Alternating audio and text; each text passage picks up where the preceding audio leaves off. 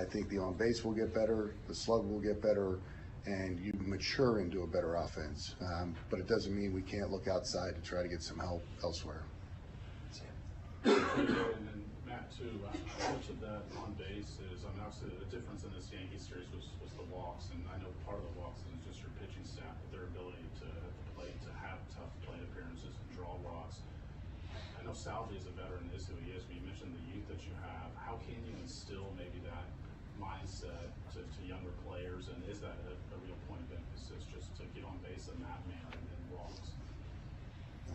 I can we both go. Well, I don't think you don't coach guys to take walks, right? I mean, that, like JJ just said, that comes from experience, that comes from understanding situations, that comes from controlling your emotions, it comes from understanding what the pitcher's trying to do, and even further what he's capable of doing on a given night. They did a good job against us in this series of laying off, whether they were borderline or bigger misses. They did a good job of that.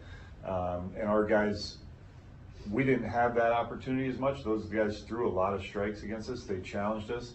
And that's something that we did remarkably well over the course of the long season. It showed up in a couple of these games with the Yankees. But I think our players, like JJ said, will grow and understand that and understand what their strengths and weaknesses are too. Because as they reflect, they'll understand, okay, I expanded a little too much, or I put a pitcher's pitch in play early in the count. Maybe I can get back into it a little bit further. But there isn't going to be one answer for all 13 hitters. That they all have to do this, right? And that comes and goes throughout the course of a game and a season.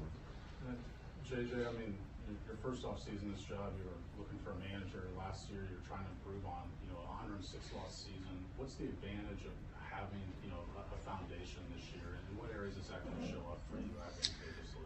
Well, there's less questions to answer. Last year we were looking at, 2 years ago, looking at manager, pitching coach, all those things. Last year there were a lot of holes. This year we have less holes. Now it's about how do we refine this team and become a better team, which is just as challenging, because as much as we may say we want somebody who can slug or get on base, there's not that many people available to do that. And then even if they are available, somehow you have to figure out how to get them. So the work is going to be just as difficult, even though it may be not as much quantity. It's more quality of the acquisition now, a little more specific, where last year it was pretty broad. It was pitching, it was offense, it was bullpen. I will say we like the way our bullpen came together in September. Unfortunately it's because of some injuries, but young guys got an opportunity to pitch out of the pen, and they did well. So our bullpen we feel good about. We still, we have somebody we feel like can close at the end of the games now. Hunter Harvey will be back. He'll be in the 8th, 9th inning as well. So the bullpen is something we feel better about. But then, getting a little too long-winded here, but it's more about putting the right pieces in place now rather than looking at an overall roster haul. Do you have an indication? Obviously, payroll jumped last year. Do you have an indication what you'll be working with this offseason? Not just yet.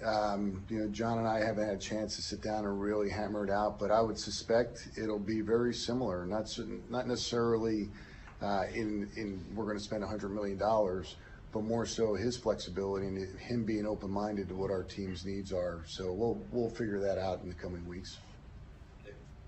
Matt, Thursday night you were asked if you could take any comfort in how far this team had come this year, and you said basically no, it was too recent, the loss. Have you been able to look back and say we improved by 30 games and feel good about that? Yes and no. I mean, I think what I struggle with, to be honest, is what the external expectations are versus what they are in that room. And I think there's a big divide there, because regardless of what people thought we should or shouldn't do last year or this year, the expectations for all of us in that room are that we're going to win every night. And I think that's where I struggle to say, yeah, I've already put this in perspective, because, quite frankly, I'm somewhat disappointed that we didn't win more games in the regular season. I think we have the talent in there. I think we have the staff in there.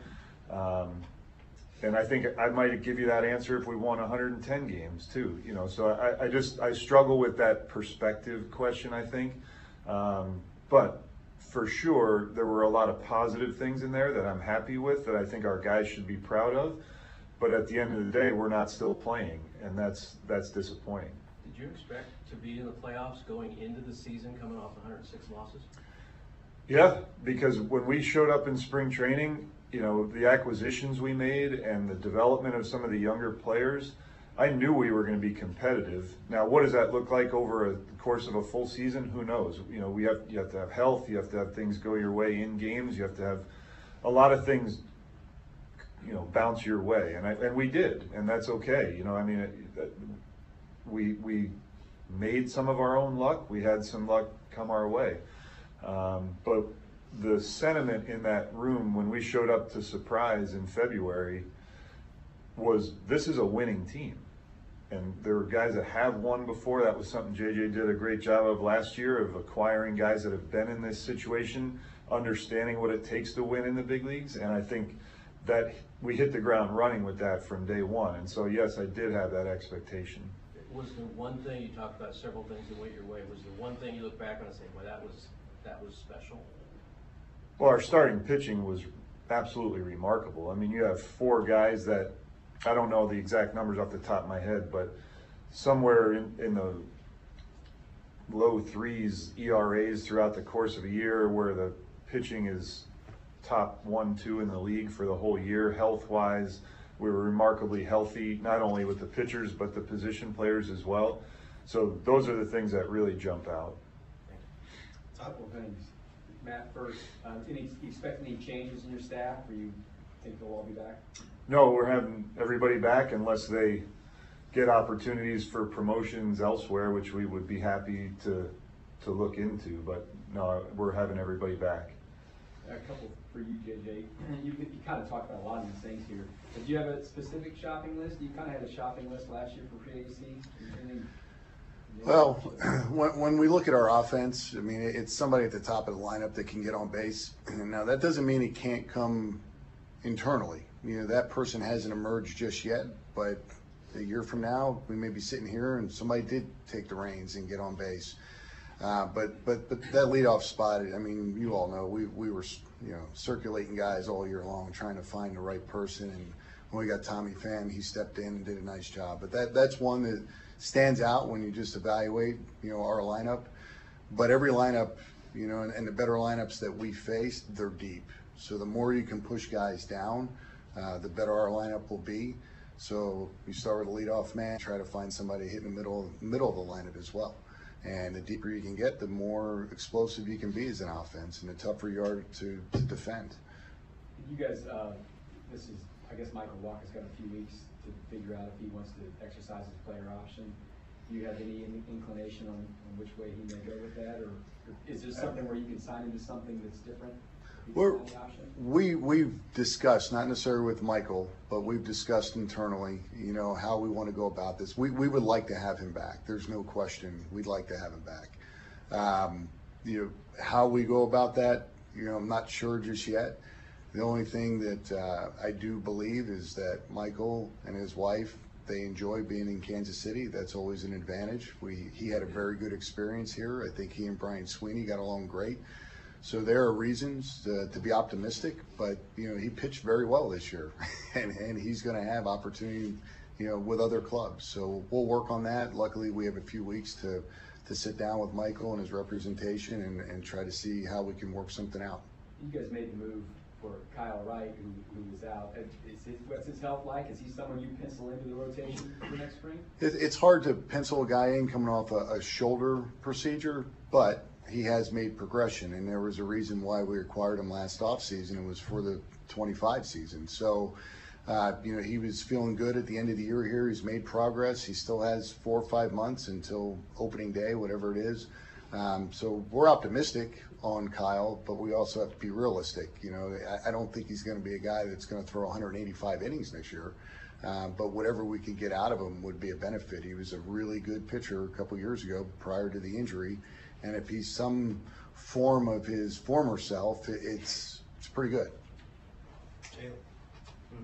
Just Q, going back to the bullpen, looking at what guys like Daniel Lynch did, Chris Bubich, starters that went into that reliever role, where do you anticipate seeing them? Do you see them continuing on that same path as a reliever next year, or do they potentially have a chance to work back into that starter role? I think we have to keep all of our options open because, like JJ said there, Kyle Wright's a wild card. But those two guys that you specifically talked about, we have to keep all our options open because, like we just talked about, the health we had this year, that might not be the case next year. We have to have guys built up as depth, but we also have to give the guys that we feel give us the best opportunity to eat up quality innings an opportunity to do that. So, we would look probably for both of those guys to stay built up and then make the decision in the spring.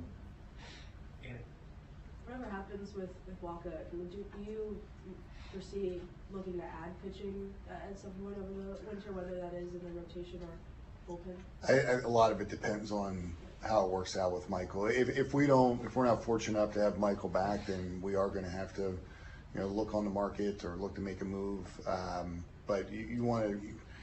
Q's already hit on it, but we were remarkably healthy this year, and that's not the norm. So we have to go into the season with 7, 8, 9 starting pitchers deep because things happen during the year. So we do like the depth. I mean, when you think about Kyle and whether it's Bubic or Lynch and Brady and we have some minor leaguers that we think are close to being ready in major leagues. We do like the depth as we sit here today on October 14th. But May 14th could be very different. So we have to be very cognizant of that and look to add in any way we can. And looking at what could be our returning rotation, we may not have to put as much finances into it as we did last year, but we still, we'll be looking at depth. Dave, I was going to ask about the rotation in general, but you were hitting on the health element. Is there anything pending going into the offseason? Any procedures anybody's looking at having? Where's the health of the team in general now? With the pitching, in general. Yeah, the only, you may have to help me out on this, but the only one we know is Adam Frazier's having a procedure done on his thumb tomorrow morning. I think that's the only one, right? I think Vinny in a month or so he'll get another evaluation on whether or not that plate needs to stay in or come out, but that's kind of routine, but nothing real pressing. JJ, the bulk of your run production came from shortstop, first, and catcher. What was your level of satisfaction with the outfield's offensive production, and do you expect Hunter Renfroe to exercise his option to return? Well, I'll start with the last part. I don't know just yet. We haven't spoken to Hunter. That when a player has the option, they clearly will weigh in what the market might pay him on the outside. So we'll have that conversation with Hunter in the next week or so. But yeah, the offense from the outfield positions has to get better. Generally speaking, when you're looking at left field, right field, that's where you're thinking about. They're your power guys, and we know this ballpark doesn't lend itself to homers, but it does lend itself to slug. So we've got to be more productive there. And that's where I think being optimistic about some of the guys that we have and looking at the experience they have, I think that's fine. Like we shouldn't be writing guys off because they're in their third year in the major leagues. It takes some years to become good major league hitters. Now, along the way, that doesn't mean what Q was able to do this year. You don't help them along. You help them succeed. You don't put them in positions where they're going to fail. So if a left-handed hitter gets a left-handed pitcher, you want to have a right-handed side of that. And if that's how we have to go for the next year or two before guys really become everyday guys, that's the way we'll have to do it. But, clearly, Bobby, Vinny, and Salvi, if Vinny doesn't get hurt, we got 3 guys over 100 RBIs. I think we would have been the only team in baseball that would have had 3 over 100 RBIs. They're carrying the lion's share of the offense and the production, and that's okay. So that should take more pressure off of the back end of the lineup. But again, the outfield is a spot that we need to be more productive. Second base with Massey, big October, but dealt with the back stuff throughout the season. Wondering how you view him next season. This is a guy you can give that spot to. Well, I think we both can answer that, but I think what Michael learned this year is how to play at less than 100%. And I think this is pretty well known. Joe Dillon did a good job with Michael Massey. Joe had similar issues with his back, and it was about getting through the day and getting to 7 o'clock or 6:30 game time, and knowing that you can play that game that night. And I don't believe we really had a game that we had to give Michael off. If he was off, it was more of a matchup, and to give him a day off, then we had to give him a day off in the last 2 months probably. So it really became a non-factor for us the last 2 months of the season. We were going into every day thinking Michael can play. Matt, first time in the postseason, I know you're a guy that takes away something from every experience. What did you take away that maybe you can apply, when this team does reach the postseason again? Well, the fine line of winning and losing in the playoffs is magnified. The intensity of the games, that's something that really stands out. The understanding that there are going to be no free at-bats or free, you're facing the best of the best, especially the way these series were structured with the days off. You saw how the Yankees used their bullpen, same way we did, right?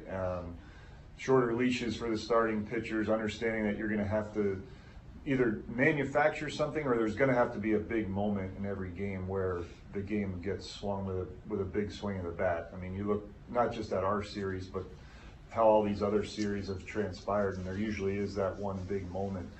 So you got to just stay within striking distance, and I think that's part of the benefit to the way that we play is we did that a lot throughout the year. You saw, especially the first 2/3 of the year, we were in a lot of those close games, and something swung them 6th, 7th, 8th inning, and I think our team was built for that. But that's probably my main takeaway. JJ, you mentioned the fact that it proved like maybe whether it's corner outfield or get more on base, any way you can. Last offseason, obviously, you had a conversation with John that allowed you to, those methods were free agency. Do you foresee being flexible to potentially improvement with parting with talent in your organization to acquire it elsewhere? You're talking about trades? Yeah. Yeah, I think we have to be very open-minded to it. If we're going to sustain success over a number of years, it's unrealistic to think that every player that puts on a Royals uniform that came out of our minor leagues system is going to play all 6 years and becomes a free agent. That doesn't mean we're necessarily wanting to do it. It just may be out of necessity, and a lot of that will just be dictated by the interest other clubs have, because you don't do it just to do it. You do it because you can add to your system, add to your major league team. So the value of the player and the interest that the other teams may have in the player is really going to dictate if and when and how that'll happen.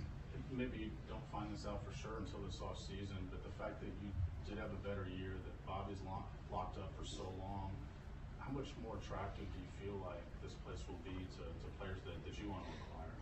Well, just going through our experience last year, a lot of the free agents, brought that to our attention. You have a potential superstar on the field, so it's certainly going to help. It's not going to hurt. When players reach free agency, in my mind, they go through 3 phases. 1, do I belong? 2, how do I stay? And then 3, I want to win. And that's when guys reach free agency, they're in that 3rd stage. So they're going to want to go to places that they fit and they believe they can win. And then when you look at some of the foundation that's here right now, I would think we'd be attractive, and Bobby and Salvi would be 2 of the guys they'd be attracted to. You mentioned the coaching staff stays. Do you foresee adding anybody though, like you did last year? No, not currently. If something came to our attention that we thought we needed, to be honest, we've been done for a couple of days, so we'll do a full audit. We'll ask the guys in each department to see what they feel like, either resources or staff that they might need or want, and then if that's the case, we'll bring it up to JJ and Scott. But I don't see anything jumping off the page that we're definitely going to add this or anything like that. JJ, how confident are you in Mike Helgerson as your 3rd baseman, or is that an area that you could potentially upgrade in your happy offense? Well, Mikel's one of those players that we believe is going to continue to get better. Mikel likes the bigger stage. I think we saw that in the playoffs a little bit. his defense is outstanding, whether he's at third base or second base. And there's a lot of us that believe he can go to center field and play center field. I mean, we did it in spring training a couple years ago because he's such a good athlete. Mikel's a young major league hitter. And, I think he'll go through these spurts where he's really hot and he's really cold. Hopefully when he's cold, other players around him are playing better. But we have confidence in Mikel. We like Mikel a lot as a player, and we just have to be patient with him. And as long as other players are doing enough for us to be good offensively, you can go through those things, whether it's MJ or whether it's Mikel. So they're the two guys that have really big upside, and it's hard to get players that have that athleticism, that type of, whether it's defensive talent or offensive pop and potential. They're players that every organization wants. You just have to stay with them and keep running them out there and protect them the best you can. Matt, what's kind of the next step you want to see this group take next year? Well, we got to continue to get better in all areas. There isn't one secret for you do this and all of a sudden it's figured out. You don't ever have this game figured out. We kind of went from an area where, like JJ said, there were a lot of things we needed to improve on. Now it's marginal improvements and continuing to play at a high level consistently. And I think some of that's mental, some of it's physical. But overall, it's just continuing to push forward and not be satisfied with where we got to this year. And I don't think that's an issue at all. I think those guys left the room the other night with a really sour taste in their mouth, and I think that'll be motivation enough to really fight through and continue to get better. Matt, from an analytical standpoint, what did manager Matt Quatrero do better in year 2 than he did in year 1? And where's the areas of improvement you're looking for in year 3? The best thing I did was put Reagans, Lugo, Waka, Singer, and Marsh out there every 5th day, and pencil Bobby in. Didn't give him any days off. Those were analytically, those were really good decisions on my part. I think this year we were able to do more things like in-game decision making. A lot of those things, the work that Brian Sweeney, Zach Bove, Mitch Stetter, Andy Ferguson, all the guys on the pitching side, the decisions that they help me make through the work they do, and along with Hoove and Vance, those guys are step in step with me every single day to put our guys in the best position to succeed, whether that's deciding who's going to play against a certain pitcher the next day, or in game, when to pinch hit, when to pinch run. I think we had pieces, players that could execute those things more frequently, and I think that's probably the best thing we did throughout the course of the year. Room for improvement, certainly. I ask regularly through our R&D department, the analytical part of it, like an audit, a full audit on decision making. Did we make the decisions, not only the right ones, but when we should have? Did we wait too long? Should we press a little earlier on certain things in certain types of games? And a lot of that's going to change day to day based on who's available out of the bullpen, what kind of stretch of games you're in, all those kinds of things in the regular season. So definitely want to continue to get better. And I think we have the people around us to continue to push each other to do that. What did the audit find for the most part? No, we're working on it. It's not a done deal yet, and I think it's going to be something that we can continue to grow. It's something that we're trying to build together as we go. Salvi would probably want to play 162. How do you kind of manage his workload as he's getting older, behind the plate, maybe playing more first? Have you thought about Well, I think we hit a pretty good sweet spot with that this year, and that's his selflessness and his desire to win. You probably have the numbers in front of you, but somewhere it was right around 90-ish games behind the plate, and another 60 or so at first, maybe somewhere in that range, right? So, that helps his body out tremendously. So I think now that a lot of that's because of how good Freddie was too, and how productive he was. But Salvi has to be willing to do that, and he clearly was, because his main goal is to win. So those things worked out. Now Vinny being hurt in September, that took a toll. That changed the calculus a little bit there. But we'll probably go into next year in a similar mindset of trying to balance that out. And also, what do you guys want to see MJ do to step up for next season? Yeah, it's consistency. I mean, one thing that MJ did through the minor leagues in his first year in the major leagues is he handled left-handed pitching better than he has the last 2 years, and he walked more overall. So I think, and now they're major league pitchers, so they're better in the major leagues. And the second time around, they're going to make adjustments. Now MJ has to make that adjustment back. I'm not a hitting coach at all, but I've watched a lot of hitters.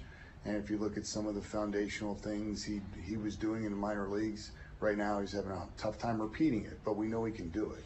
And MJ, would be the first to tell you he expects more out of himself than how he performed this year. But he's a very perplexing player because he plays extremely hard. His defense got a lot better this year. He's got tremendous potential, offensively. So you have to believe in those things, and we've seen it. Like we've seen it in the minor leagues. I mean, he had a tremendous year in the minor leagues, but it's that consistency and developing a consistent approach, whether it's his routines in the cage to what he does on the field in the games, but sticking with something that will allow him to put the ball in play more. Because when he puts the ball in play, he hits the ball really hard, and if you hit the ball really hard, you got a chance to get a hit. Is there another player in your career that you would call perplexing? I'm sure there's plenty, but that was just the word that came to mind, because and he's making the lineup every day, but when MJ gets in the box, you feel like something good's going to happen, and it could be really big, and he had those moments. He actually came off the bench a handful of times, and I think that was early August.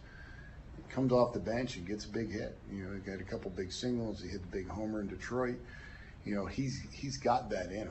And just being in the scouting world for as many years as I was fortunate enough to be in the scouting world, like you look for tools, and then after tools, it's performance. And now in the big leagues, it's all about performance because they all have big tools. But again, he's somebody that we feel good about. Like at some point, it's going to click, and it's got a chance to be pretty special.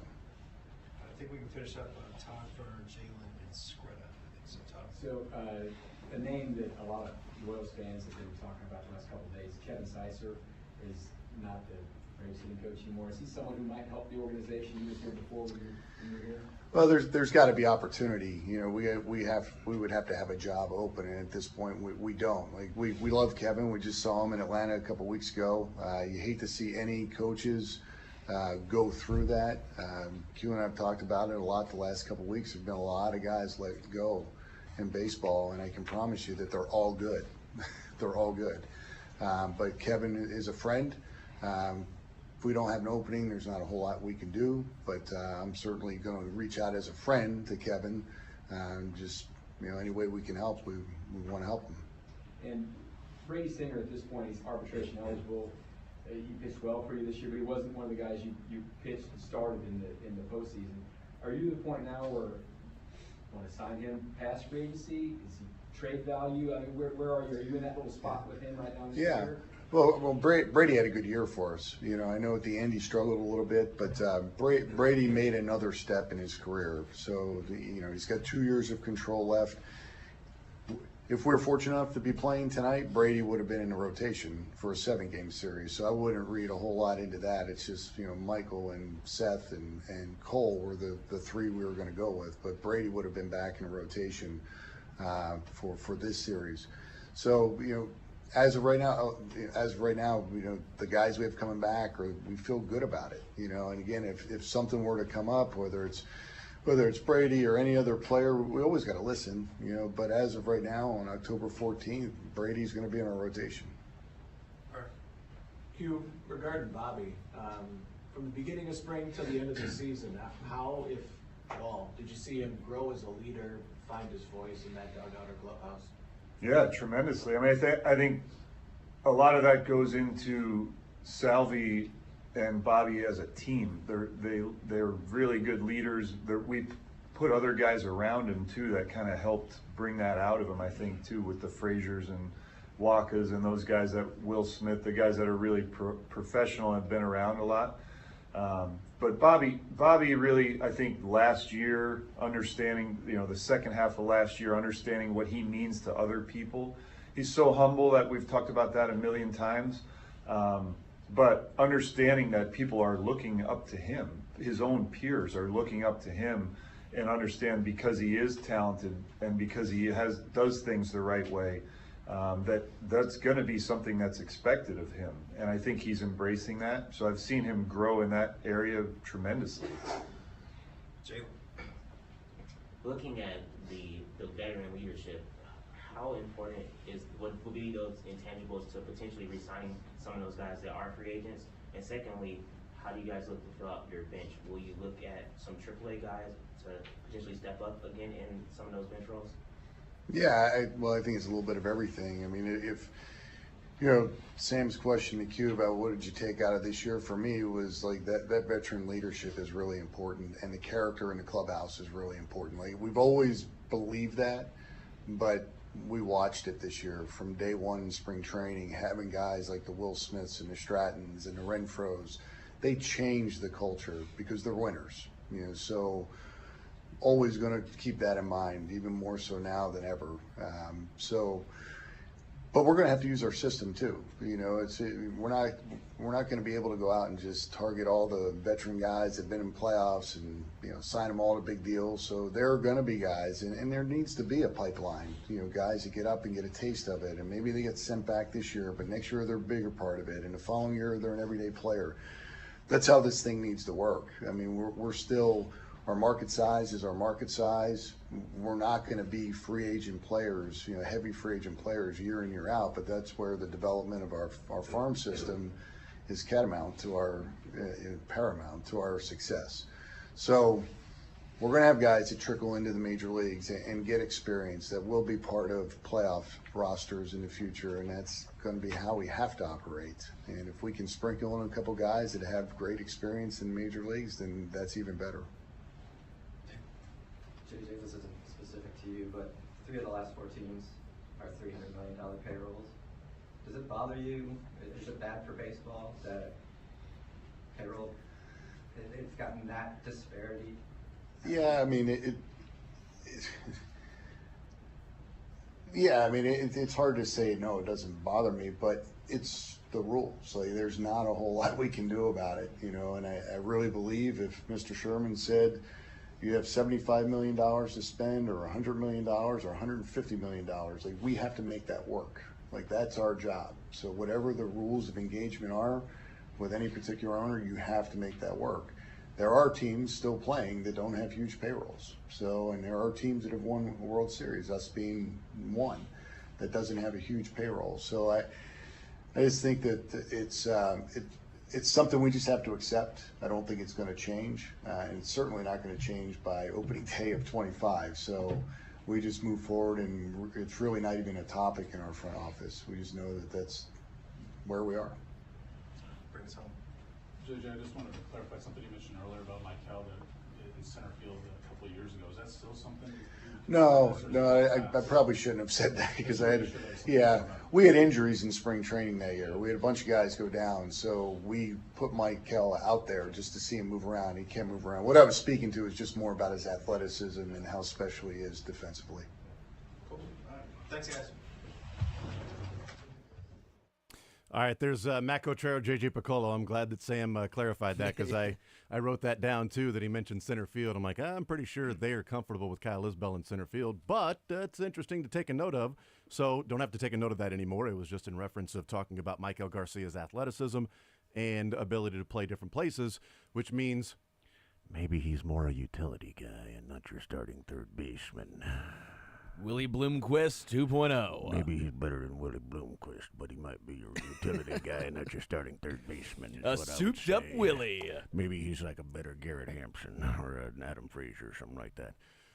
So there you go. That's a very good clarification there from JJ Piccolo. We'll need to take a timeout. We'll come back. There is a lot that we took away from that, a lot to react to from J.J. Piccolo and Matt Quatrero, their season-ending press conference, and they go into next season with expectations now.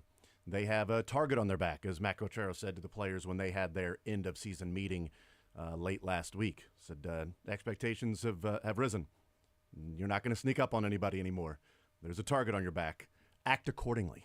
We'll take a timeout. We'll come back. More Zone next.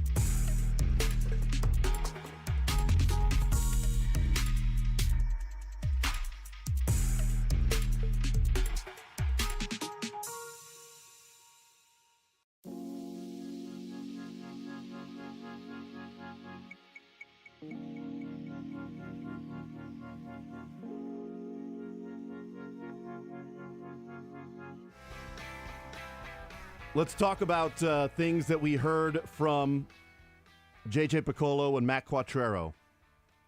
I made a note on a number of different things, but I guess we can look at it in two different ways. What they thought about the team or the shortcomings of the team this year. Shortcomings, I mean, they made Game 4 of the American League Divisional Series when they won 56 games last year, so it was an exceptional season. It was a really successful season. Only one team will walk off the field, or only one team will not walk off the field disappointed. Sure. They will be dogpiling at the end of the season. There is only one team. 29 other teams feel a level of disappointment to some degree. Either you didn't make the playoffs, or you didn't advance as far as you thought, or you feel like you left some things out there, or you got on the doorstep of making the World Series and that stings, or you got to the World Series and you were that close to winning the whole thing and that stings. Like, it's always going to be a rough ending no matter what team it is except for one. But as far as like the offense goes, J.J. Piccolo said the offense was, quote, acceptable. Yeah. Thought that was interesting. Too many ups and downs. They need consistency. We need to be better at getting on base. You can... Which I have a note if you want to just throw yeah, a go, note. Yeah, so, go ahead. Because that was interesting to me. Yeah. And then he said, you can't coach walks. That's that was one of the things I wrote down, but go ahead. And that was Q that later on said, yes, you can't coach guys to get walks. And this is all in the same category here. Do you guys want to know where the Royals ranked in walk rate this year? Oh, I bet it was near the bottom. You want to take a little guess? 26th. I think they were like 29th. 28th. 28th? Oh, we were so close. They were 29th last year. Yeah. Well, so they're improving. The reason I know that is I was looking at it with the Yankees series, that Yankees were number one in walk percentage this year, and the Royals were almost dead last. So, yeah, the Royals were at 2.63%. Yankees were first at 4.21. Yeah, right. I mean, double the walk rate for the Yankees than the Royals. And so, and J.J. Piccolo talking about, getting on base, he said, some of these young guys will mature and get better. Quote, but it doesn't mean we can't look outside and acquire those players. You mentioned they can't coach guys to take walks. And he said, at the end of the season, our players will grow and understand the strengths and weaknesses. Quote, okay, in the playoffs specifically, he's talking about at bats. Quote, okay, I expanded too much. Or I put a pitcher's pitch in play early in the count. I mean, is that not something we've talked about a lot? Isn't that something that K-Dog and Hosmer went back and forth on with Curtis tweeting out about, maybe be a little bit more patient there with Bobby, swinging at the first pitch and Hosmer getting, like, we weren't mad about Bobby swinging at the first pitch. We were mad about a low and away sinker that he swung at the first pitch and rolled over the top, the first pitch. And that's Q putting a pitcher's pitch in play early in the count, right? Early in the count, putting a pitcher's pitch in play. That's the frustration. You can swing at the first pitch. If that thing's middle, or you're looking curve, I think he's going to throw me a curve here. I'm looking curve. He throws me a curve. I'm unloading on it, right? But if I'm looking something else and I just reach out and tap it in play on the first pitch, that's a wasted at bat. That's a surrender at bat. And him saying, okay, I expanded too much, right? And I think we saw a lot of that in the last couple of games against the Yankees. Guys were pressing, trying to do too much. They swung at pitches that would have either put them in an advantageous count or put them on first. And they swung through those. Yeah. And I know there were some boos that were happening out at Kauffman Stadium because a lot of those pitches look really close. Being out there on Wednesday, we happened to be seated to where there was a TV that showed the broadcast like just to our left. So I could see the pitch and then look up to see where it was. So I had a little bit of a better advantage or vantage point than some others that were there. And there were boos, and I'm like, yeah, that was a ball. That's 6 inches outside, but it's right. but it's over the middle, so and you close, see Sally. Right? And so but some of those, like on Thursday, just watching the broadcast, like the Aaron Judge at bat when I think it was Urseg was just so close, just inside, just low, just outside, and Judge takes a 5-pitch walk, and I texted or I was taking notes, and I noted there isn't a Royal on this team that would have watched those 3 pitches go by that close to the strike zone and not at least swung at 1 or 2 of them, whether they fouled them off, put them in play, or just simply struck out. And that's the difference, is recognizing I've got a 2-1 count. I'm going to look at a spot. Okay, it's a ball. I've got a 3-1 count. I'm going to look at a spot, not the spot. Hey, it's a ball. I'm taking my walk. As opposed to Michael Massey, the first at bat of the game against Garrett Cole, a 2-0 pitch. He swings at a pitch that almost hits him. Yeah, it's almost Colton Cowser. Right, like that pitch has to be, it's 2-0. I'm looking middle, and if it's not there, then I'll continue to work. But I'm not going to say I'm swinging no matter what. And that's what he did. And Vinny in the bottom of the ninth inning, that first at bat, I'm swinging. I'm getting on base by hitting the ball hard instead of, we need a walk and a blast, a bloop and a blast. We need even if I get a double, my run doesn't count. Or it doesn't matter, I should say. The run counts, but my run doesn't matter. Like that approach, that mindset, and that's one of the things that I think it was JJ or Q said, it's a mindset, it's an approach, and that's where Q was saying you can't coach guys to walk. I think there's an element of you either have an idea of the strike zone while you're coming up through the minors or you don't. And I think Vinny has been gifted in his life with having an idea of the strike zone, which is maybe why the ninth inning at bat was more frustrating than maybe the first inning at bat from Massey. Agreed. Because Massey and Vinny are different players. Vinny has a really good idea of the strike zone, and he's willing to take a walk. The bottom of the ninth was Vinny trying to do something that's just not what Vinny does, swinging at 2 pitches that were so far out of the strike zone he couldn't do anything with them. Massey swinging at a 2-0 pitch that was a fastball that he was like, I'm swinging no matter what. Not surprising, because that's sort of what I expect from Massey, which is why they need a leadoff hitter. And how much do you guys put weight on them just not being able to channel the adrenaline that is new to them as players in their first postseason? Because all your points also feed into that as well. Yeah. Well, I also think, too, I'm curious who they're going to try to target going, because I don't know if there is a perfect leadoff on-base guy in free agency, but the Royals could also get creative with trading for somebody that can do that, because the 2 guys they hit leadoff, as he already addressed in the presser, they weren't guys that wanted to work the count. You know, Michael Garcia is more of an ambush guy. Michael Massey, in his career, has never really drawn any walks. He's a slug second baseman that wants to deadpool and hit home runs and not really draw walks.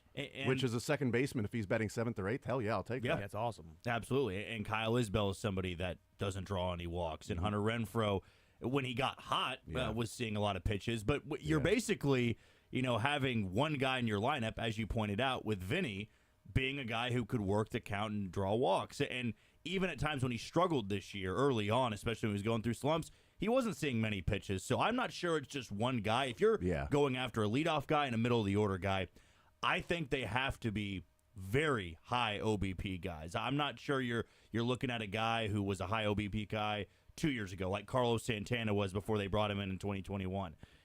That was somebody that was struggling. The Royals have to go after guys that were good this year.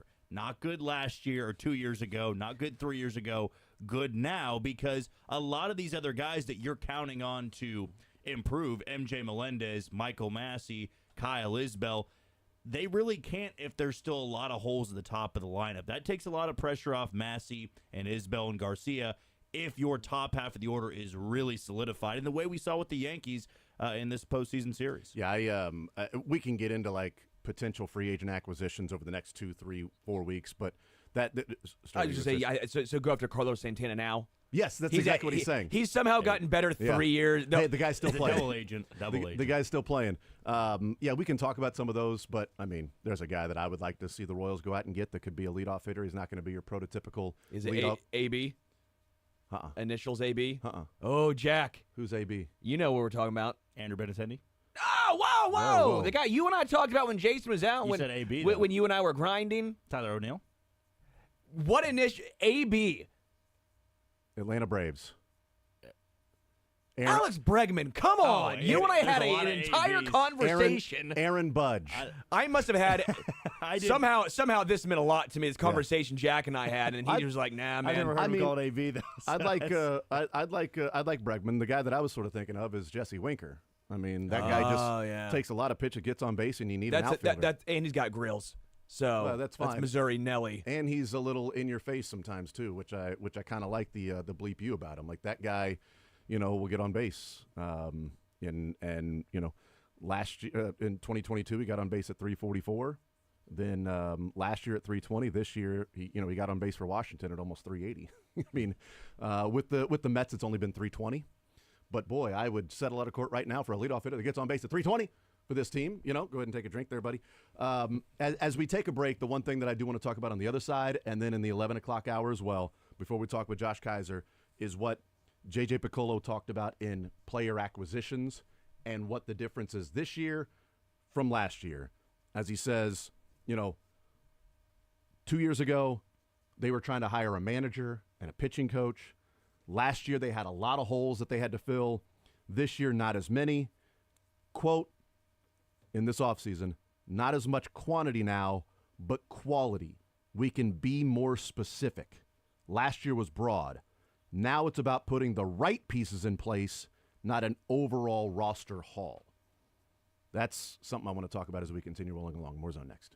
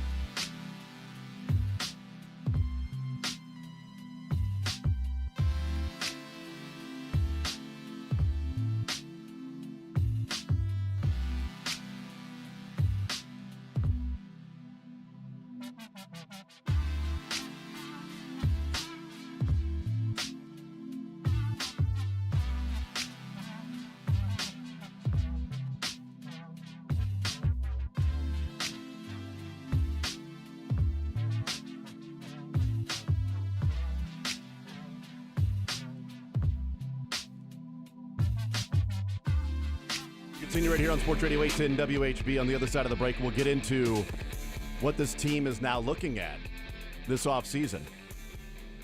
Interesting comments from J.J. Picollo that they are looking now at quality and not quantity. He also started talking a little bit about the bullpen, too. Like, it feels like his point in talking about that and then bringing up the bullpen was, look, our bullpen was terrible last year. That's why we went and got out, acquired as many people in the bullpen as we threw a net over bullpen pieces to find some. But now Harvey in the 8th or 9th inning, Urseg is there. You know, you found some Schreiber. You know, you found some pieces. Sam Long, Angel Zerpa. Yeah. You know, some pieces there. You're not going into this offseason and going, we need 5 pieces. Maybe you can be more specific, and we need a piece here or there. We'll talk about that next.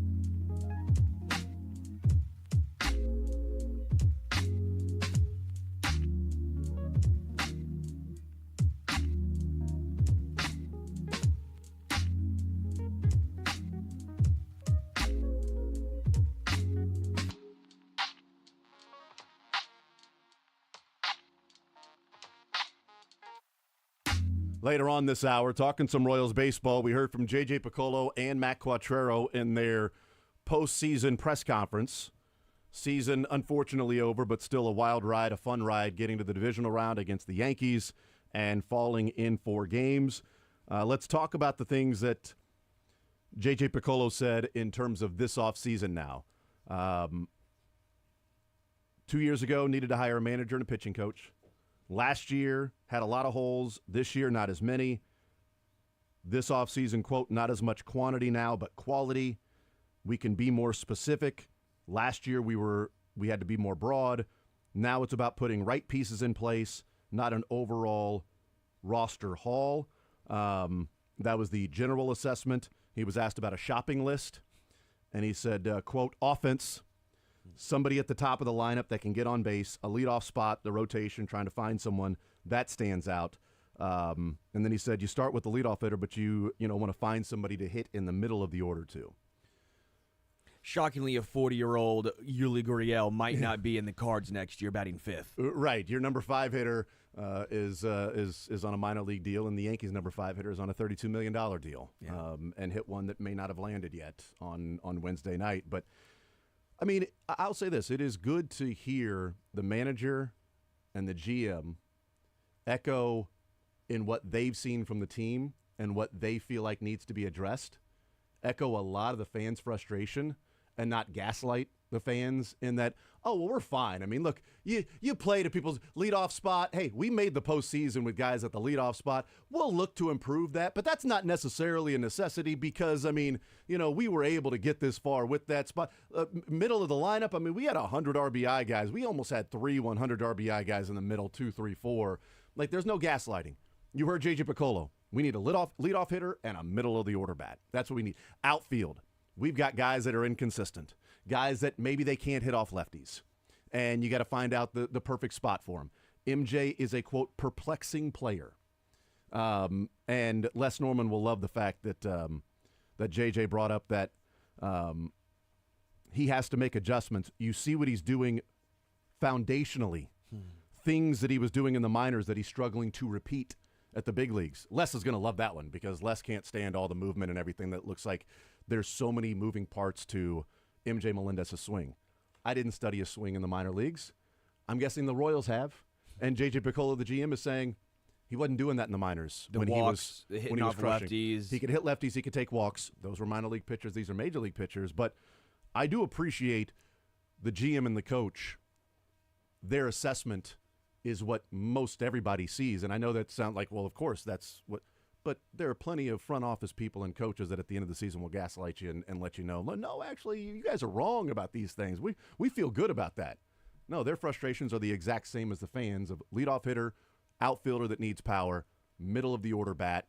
What do you do with Garcia at third base? Could he be a utility guy? Is he a guy that will grow into that? And starting pitching, bullpen help, things like that. But starts with the leadoff. That's what he says. Somebody at the top of the lineup. You start with the leadoff, and then you try to find somebody in the middle of the order. It did seem interesting. He was specifically didn't say a name, but it all sounded like MJ Melendez. Like when he was talking about corner outfielders, a guy, a guy maybe he's been in Major League Baseball 3 years. you want to make sure you give him some time, and you don't want to cut bait too early, and you want to see the improvement. It sounded like MJ's. I looked at you and I'm like, does this mean MJ's here for the long term, or he's got more rope to be able to develop? He's a guy, I think, that if the Royals look to add a corner outfielder, he might be the first one to slide down into the bench or be a lefty bat off the bench. If they don't, from what I hear, he's a guy that they still feel has some potential to be a guy. But they are looking to upgrade that spot. It feels like, going into 2025, how much longer can you really hang on to the word potential, right? I feel like we did it forever. Mondesi is only like 29 years old, there so he's still got some ability there. We did that with Jackson Kowar as well. I mean, the stuff, the ceiling, it's through the roof. And now when you're winning, you can do that when you're losing 106 games. Yep. Hey, this guy's got a really good ceiling. Now it's about improving on an 86-win season, 89 overall wins. So if you're trying to get to 90, 95 wins, you need to know what you're getting out there in left field. And I think it's a big reason as to why they'll stick with Kyle Isbell. If you're going to have Kyle Isbell out there for defense only, and he's going to hit 225, 230, well, then your corner outfielders need to pick up that slack where Kyle Isbell's lacking. And I think the good thing is, at least with right field, we know Hunter Renfroe is going to pick up that player option. Yeah. You know, he was hurt too much this year. But you know when he was hitting well, that's probably somebody you're all right with being in right field. But for left field, you can't have your everyday guy hitting 160 against lefties. You can't hoping he'll run into 117 times in the season. And that's what's positive maybe about being a fourth outfielder, a bench guy that, 20 home run pop for a guy that can come in late into the games. He can handle left field for the most part. But to me, I didn't get anything from J.J. Picollo that indicated MJ's their guy moving forward. Agreed. I think they brought up potential of he's going to be back. I still got the same thing for Maikel Garcia. They love his ability. They love his athleticism. I didn't hear the answer when they asked, is he your third baseman? Yeah, he's going to be our third baseman. The one part about MJ that I wanted to bring up, and then Sterling, he was talking about MJ. He plays hard. He can be a good offensive player. When he connects, he hits the ball hard. With these players, you look for tools and then see performance. The big leagues is all about performance. Like he talked about, here are the tools that MJ has. Here's what's sort of exciting about what he can do. You look for tools and then see performance. It's the big leagues. This is about performance, and he's not performing right now. Yeah, because some of the underlying metrics for MJ aren't horrendous, and I do think you could almost use him like a Ryan O'Hearn. I always go back to him because I think it's a very good example here of where you can't have him as a focal point, but you have to, even as an everyday player, but if you put him in a lineup where you almost protect him, he can help out. If you use him in spots where he can succeed only, don't expose him, he can be a useful player. Ryan O'Hearn has been that for Baltimore. MJ, I think, could be that. His OPS against right-handed hitters, MJ's, 732. That's a slightly above average hitter.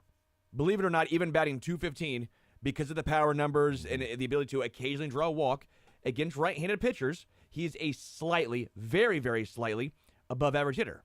Against lefties, he is one of the worst players in major leagues. He has a OPS of 395. He is 89, because it's out on a scale of 100, 89% worse than the league average hitter against lefties. It's an 11. Like, again, there is a way you can talk yourself into MJ being an okay player on your lineup. He can be on your team. Yeah. But you have to consistently use him in ways like Baltimore did with Ryan O'Hearn. Well, and Mac Otero talking about, the question specifically about Hunter Renfroe. Do you expect him to be back? And he said, Renfroe, I don't know. Haven't spoken to him. Next week or so, we'll do that. We'll sit down and talk with him. He said, but the offense in the outfield has to get better. Left field and right field, you need power guys. That has to be more productive. Like, they aren't mincing words. Like, they're not sitting there, they are, from a manager and a GM that is talking to the media that players may hear, it's pretty straightforward what they're saying. Like, I don't think there's any where they're trying to sugarcoat it, or this is pretty straight from a manager and a GM comments. These are pretty straightforward when asked about outfielders. No, the offense has to be better. We need power guys in left field and right field. They have to be more productive. We have to be more productive in those spots. MJ is a perplexing player that's there. We have to find somebody at the top of the lineup, get on base. We begin with the leadoff, then find somebody in the middle of the order. We need to be better at getting on base. The offense was only acceptable. We need to be more consistent. You can develop or acquire, but it starts with getting on base for these players. Like, they weren't messing around in their commentary and answering questions about what the issues are with this team. And by the way, the issues with this team that improved by 30 wins and went to the divisional series. But now, Jack, it's not about, this could be a fun season and they might make the playoffs. Now it's, you made the playoffs last year. There's another expected improvement to happen from 2024 to 2025. Yeah, I think you love the fact that there's a lot less questions to be answered. I mean, even last year, we didn't know what the ceiling for Cole Reagans could be. It was all potential talk. I mean, he was great in 2023, but it wasn't over the course of a full season. He had never been a number one in a stat before. Now he's answered that question. Lugo answered his question of could he be a bulk inning guy. he did that. Walker was able to do all this. And offensively, you did answer a lot of questions that needed to be answered. But I think what excites you is you go back basically 365 days ago when the Royals had their season end of review press conference. J.J. Picollo said, pretty bluntly, we need 2 starters in the rotation. We need to go out there and get 2 starters, and we need to overhaul this bullpen a little bit. What did they do?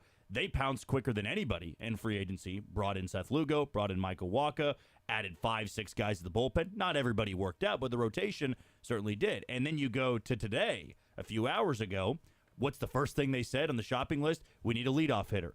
I would bet my bottom dollar right now that the first thing they acquire in free agency is going to be their leadoff hitter. And what's good, too, is last year in pouncing early, because some teams want to wait to see how the market plays out, the Royals can't be that team. They can't wait on their heels and see how the market falls. They're probably going to go aggressively and find who they can, because if you go out first to let's say for the hypothetical, a Jerkson Profar, well, you might be able to get him on a nice deal that works out well for both sides. But if you wait back, what's he going to do? He's going to go back to San Diego. If you really like Tyler O'Neill for the middle of your order, 31 home runs last year, you can't just wait back and say, well, that's not really in our price range. If Tyler O'Neill wants, let's say, anywhere from $10 to $15 million a year, and he wants an extra year in that contract, you might need to go that extra mile. In the same way they had to go that extra mile for Seth Lugo, the same way they had to go that extra mile for Michael Wacha. And I think it's going to be a very similar offseason that the Royals will be aggressive early, and they're going to go out and, basically take care of their needs before January 1st. I see a lot happening in December. And the question about Michael Wacha that was asked to J.J. Picollo about if they've had conversations, and he says, we've discussed internally. We'd like to have him back. How? Not sure yet. The good thing is that they enjoy Kansas City, talking about Wacha's family. There are reasons to be optimistic, but he'll have opportunities with other clubs. Then asked about adding a starting pitcher a couple of questions later, J.J. Picollo said, well, that depends on Michael Wacha. That without him, yes, we got to look at the market or look to make a move. So we'll find out in the next couple of weeks what Michael Wacha wants to do. If he will Wacha on his contract and go look elsewhere, or if the Royals give him a qualifying offer and he accepts for $21 million, or if the Royals and Michael Wacha come together and say, let's work out a multi-year deal here in Kansas City and keep you around, or maybe a year and another player option, or maybe just simply a 2-year deal. He may not want the 2-year deal, might want the player option, or 2 years and a player option. That would be a little more difficult to do if you're the Royals. But is he going to get a multi-year? Is he going to get a 3-year deal from another team now that it looks like he was not sliding backwards? It looks like he was fine, and in the second half, he looked really good. He actually improved as the season went along. So those are decisions. What's Michael Wacha going to do? What's Hunter Renfroe going to do? And then what's John Sherman going to create the budget so that J.J. Picollo has to figure out, can he go and pay for that leadoff hitter? Or do you have to make the trade that hurts? Or do you have to trade somebody? Because they were going to make a trade that hurts last year before John Sherman extended the payroll a little bit to go get Michael Wacha, because they were going to trade Vinny Pasquantino to go get a pitcher. Instead, John Sherman said, can we keep Vinny and get a pitcher? Yeah, but it's going to cost like $16 million. Let's do it. Let's keep Vinny and go get a pitcher. Do they have to make a trade that hurts to get a leadoff guy? Is it Vinny that they have to trade to get a leadoff guy? I hope not. I don't know, but he's a DH. I think they found a good spot for Vinny late in the season with Yuli. Can you find a first baseman? Can you afford Christian Walker? He's 34 years old, but that's a middle of the bat and a first baseman. He's won back-to-back Gold Gloves, and then that would put Vinny at DH. Now you'd have a guy that could bat fourth, and Salvi could slide down to fifth. You've just extended your lineup, plus allowed Vinny to not be a first baseman. Now that might limit how much you use Salvi, because Salvi was playing a lot of first base, and so Freddie Fermin, I don't know what you do there, but do you put all your eggs in one basket of let's go get the best leadoff hitter we can find, or let's go get the best middle-of-the-order bat we can find that may take care of left field, or may take care of first base, or may take care of third baseman with Bregman? Do you do that, or do you try to piece it out? All right, if we have 10 chips, do we put 5 as a middle and 5 as the leadoff? Or do we go 10 and 0 and find the other guy somewhere? Do we think Jack Caglione is close enough to where if he makes his debut in August, that's our middle-of-the-order bat? Let's push our chips in on the best leadoff hitter we can find. Yeah, Bregman would be 8, and that's kind of your both, though. He's a leadoff hitter or a middle-of-the-lineup type of guy. Christian Walker, I love the thought. I just don't know. traditionally the Royals value that DH spot almost as a rotating day off for guys. I don't know how they'll view that they going value forward. Vinny as a DH only guy moving forward. They should view him as a DH only guy moving forward because Sure. Jack's going to be their first baseman when he comes up anyway. Agreed. That might also keep you from signing Christian Walker to a multi-year deal if you feel like that blocks. If they feel like, okay, if we sign Christian Walker to a 2-year deal, then 2025 he's going to be playing first base.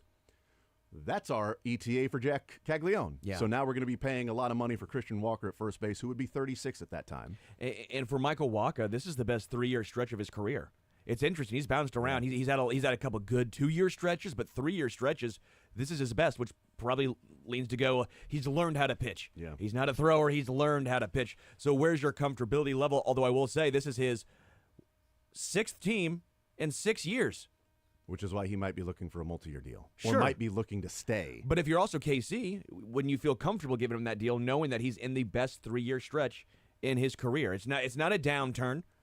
He's solid now. And he and Brian Sweeney get along. So there's a familiarity there. I think there's a comfort there. Is that comfort worth maybe $2 million per year over 2 or 3 years to him and his family? That's up to them to decide. Is that comfort worth the Royals going and matching offers to make sure that Wacha returns? You know, those are all things that they have to decide. Is it more important to pay the money to Michael Wacha and maybe you lose out on a leadoff hitter or a middle of the order bat?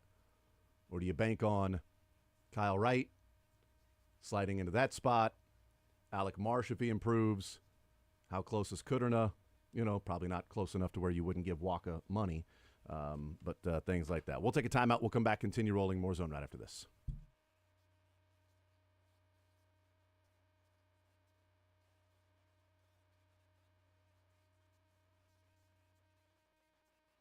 All right, man, if you're out there and dealing with the issue of erectile dysfunction, then you're already aware of...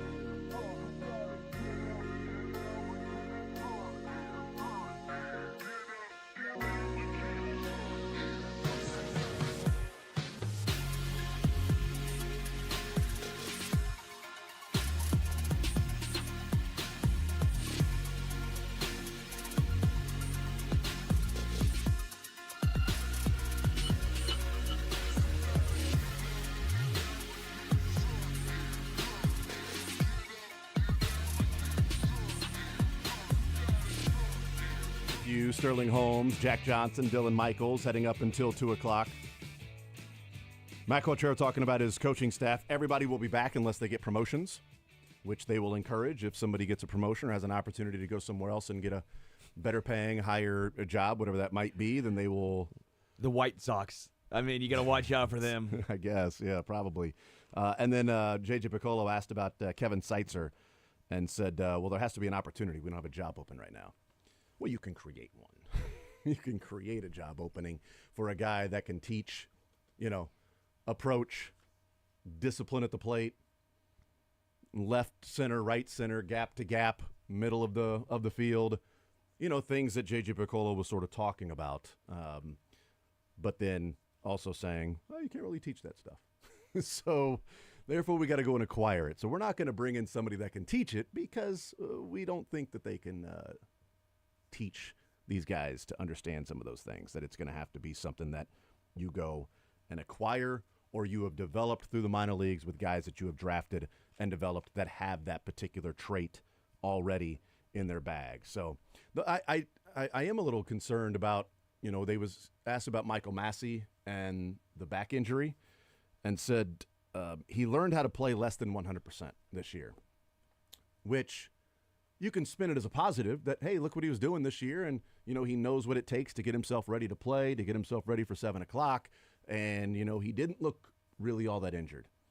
But if Matt Quatrero saying, like, every day this guy's going through all this work just to get ready for 7 o'clock that night and to play less than 100%, and he's 24, 25 years old, Michael Massey, like, with a back injury, yeah, that would concern me that he's already having to go through that to try to get prepared each night as, a guy in his low to mid-20s as opposed to, hey, man, he's 29, 30, and he's such an invaluable piece to your offense that you just simply put up with that. You just figure out how to go through that. And I don't think that's the case with Michael Massey. If he's going to be somebody that's dealing with a back injury, then that's the second base is a spot you could be looking at too. And that's why you got to keep Michael Garcia, and that's why he learned how to play second base a little bit. Is Massey 3 separate times this year had the same injury flare up, and you're hoping by the time you get to spring training, this really isn't a discussion because I believe if Michael Massey plays an entire year next year, he will be the single most improved player on this team because I think in a full 162-game schedule,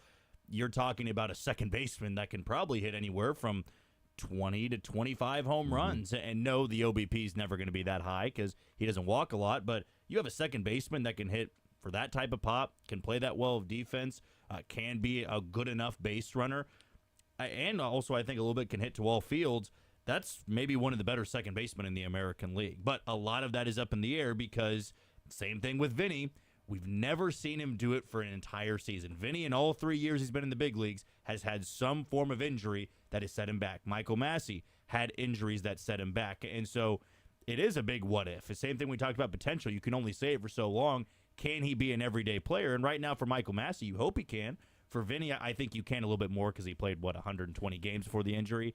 Like, those are guys that I think could completely turn around your offense if they are healthy, but you have to have those guys behind them that can fill that role well. It would also help if Vinny isn't exposed to added injury risk in the field. Yes. I mean, again, I think he's a DH, but I also think MJ Melendez is a platoon outfielder, but he was playing left field. Michael Garcia is not your prototypical third baseman that's going to offer some pop and some power. He's a guy who is not even on base guy, but plays a great third base. His glove is awesome. They've got some guys that they pieced together this year, and so credit to them for figuring those things out. A lot of it did start with starting pitching and how good the bullpen was in the second half of the season. And they did have stretches to where they scored a lot of runs on a consistent level. But over the course of the season, it was too high and low with the offense. It was too, hey, the offense is rolling, scoring 7 runs in the last 10 games, 7 runs a game. All right, they've scored 7 runs total in the last 5 games. We talked about it early. I mean, that was one of the things you and I were talking about. Yeah. It's a roller coaster. It's going to be like that all season long. And it was. When they're hot, they almost all are hot at the same time. And when they're cold, they're almost all cold at the same time. Yep. And J.J. Piccolo on trades that may hurt and trading talent said that, you have to be open-minded to it. To sustain success, it's unrealistic to think everyone that comes up in your system is going to be a part of your team and play 6 years. A lot depends on other teams' interest, right? They will dictate, how much you may get in return, if it's worth it. If another team covets one of your players that you think, it makes sense that you may covet one of theirs, then you can go and do that. But I don't think J.J. Piccolo is afraid of making a move in which they have to trade talent. I don't think he's afraid of that. He was going to last year with Vinny Pasquantino, and that's a fan favorite. And so he's looking at it and saying, how does it make the ball club better? So does that mean they trade one of their minor league guys? Does that mean that, I hope not, because I'm a big fan of the guy. Does that mean that Carter is somebody that gets moved for big league? Maybe Blake is somebody that they say we can maximize right now what Blake Mitchell is doing. I hope not. I hope neither of those things are the case, that they can acquire it other ways, but you never know what this team views as the best interest moving forward and how to bring those players in. I think they've got 3 catchers right now that they need to make a decision on, because you're not going to have Blake Mitchell, Carter Jensen, and Ramon Ramirez all on the big league roster, right? And I thought going to the trade deadline this past year, one of those guys was getting moved. I doubt it's Blake Mitchell because he was a first-round pick. Yeah. They love what he did in his first year. He's probably the best defensive catcher of the bunch. Carter Jensen, I don't think they want to trade, but I'm not sure he's going to be an everyday catcher. They might need to move him to the outfield, and then you ask with Jack Caglione, if you put him at first base, you're moving somebody else around, and you don't want to have a bunch of guys that are out of position. So that might point to somebody like Ramon Ramirez, who is in the very low level of the Royals minor league ranks. Great hitter, but if you are going to make a move to impact your major league roster in a big way, we all know you have to part ways with guys that are good in your farm system. And for the Royals, fortunately, maybe their deepest position right now in their top 30 is the catcher's position, and I think they need to make a choice on who is their future catcher. I would say if there's a guy who's a catcher right now that they view ultimately they'd have to move off that spot, then that's the guy they should trade as a catcher, because they didn't do that with MJ Melendez. They could have traded him at max value as a catcher in the minor leagues that hit 40 bombs, and boy, he's got all the tools to play catcher defensively. No, he doesn't. He was brutal. There's no way. I would question anybody's scout's eyes if you looked at MJ and thought this guy's going to be a good defensive catcher at the big leagues. I wasn't doing that, but I see him in the big leagues, and maybe he just forgot how to actual catch the ball. Not just being a receiver, to actually catch the ball. That's a big part. It's what the name of the position is catcher. That guy should have been traded when he was a catcher hitting 35, 40 home runs. That was max value. If you feel like one of these guys you're going to have to move off of catcher, that's probably the guy you move while he's a catcher and doing some of these things. We'll take a timeout, come back. We'll talk with Josh Kaiser next here on Sports Radio 810 WHB.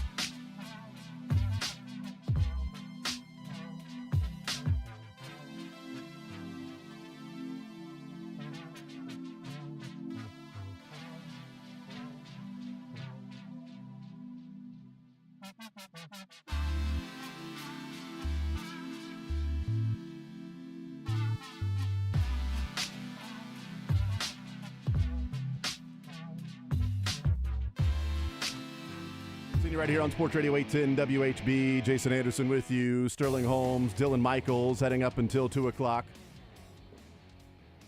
We'll talk with Field Yates coming up at noon. Some NFL football, NFL insider from ESPN. We'll hear from Andy Reid. They get ready for the San Francisco 49ers Sunday 3:25 on Fox. Right now, let's continue talking some baseball. JJ Piccolo and Matt Quattrero at 10 o'clock having their end-of-season press conference as they head into the offseason.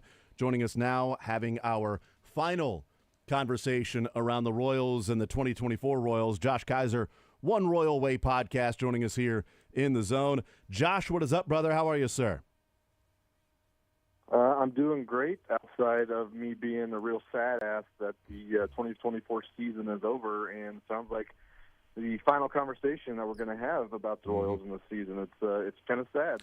But, here we are. I know. Yeah, I'm sad that you got your way. You said you wanted Yankees in 4, and they won in 4. Either that, or you predicted Yankees. I can't remember if you said you were rooting for Yankees in 4, or your prediction was Yankees in 4. I get confused sometimes, Josh. It was one of those, right?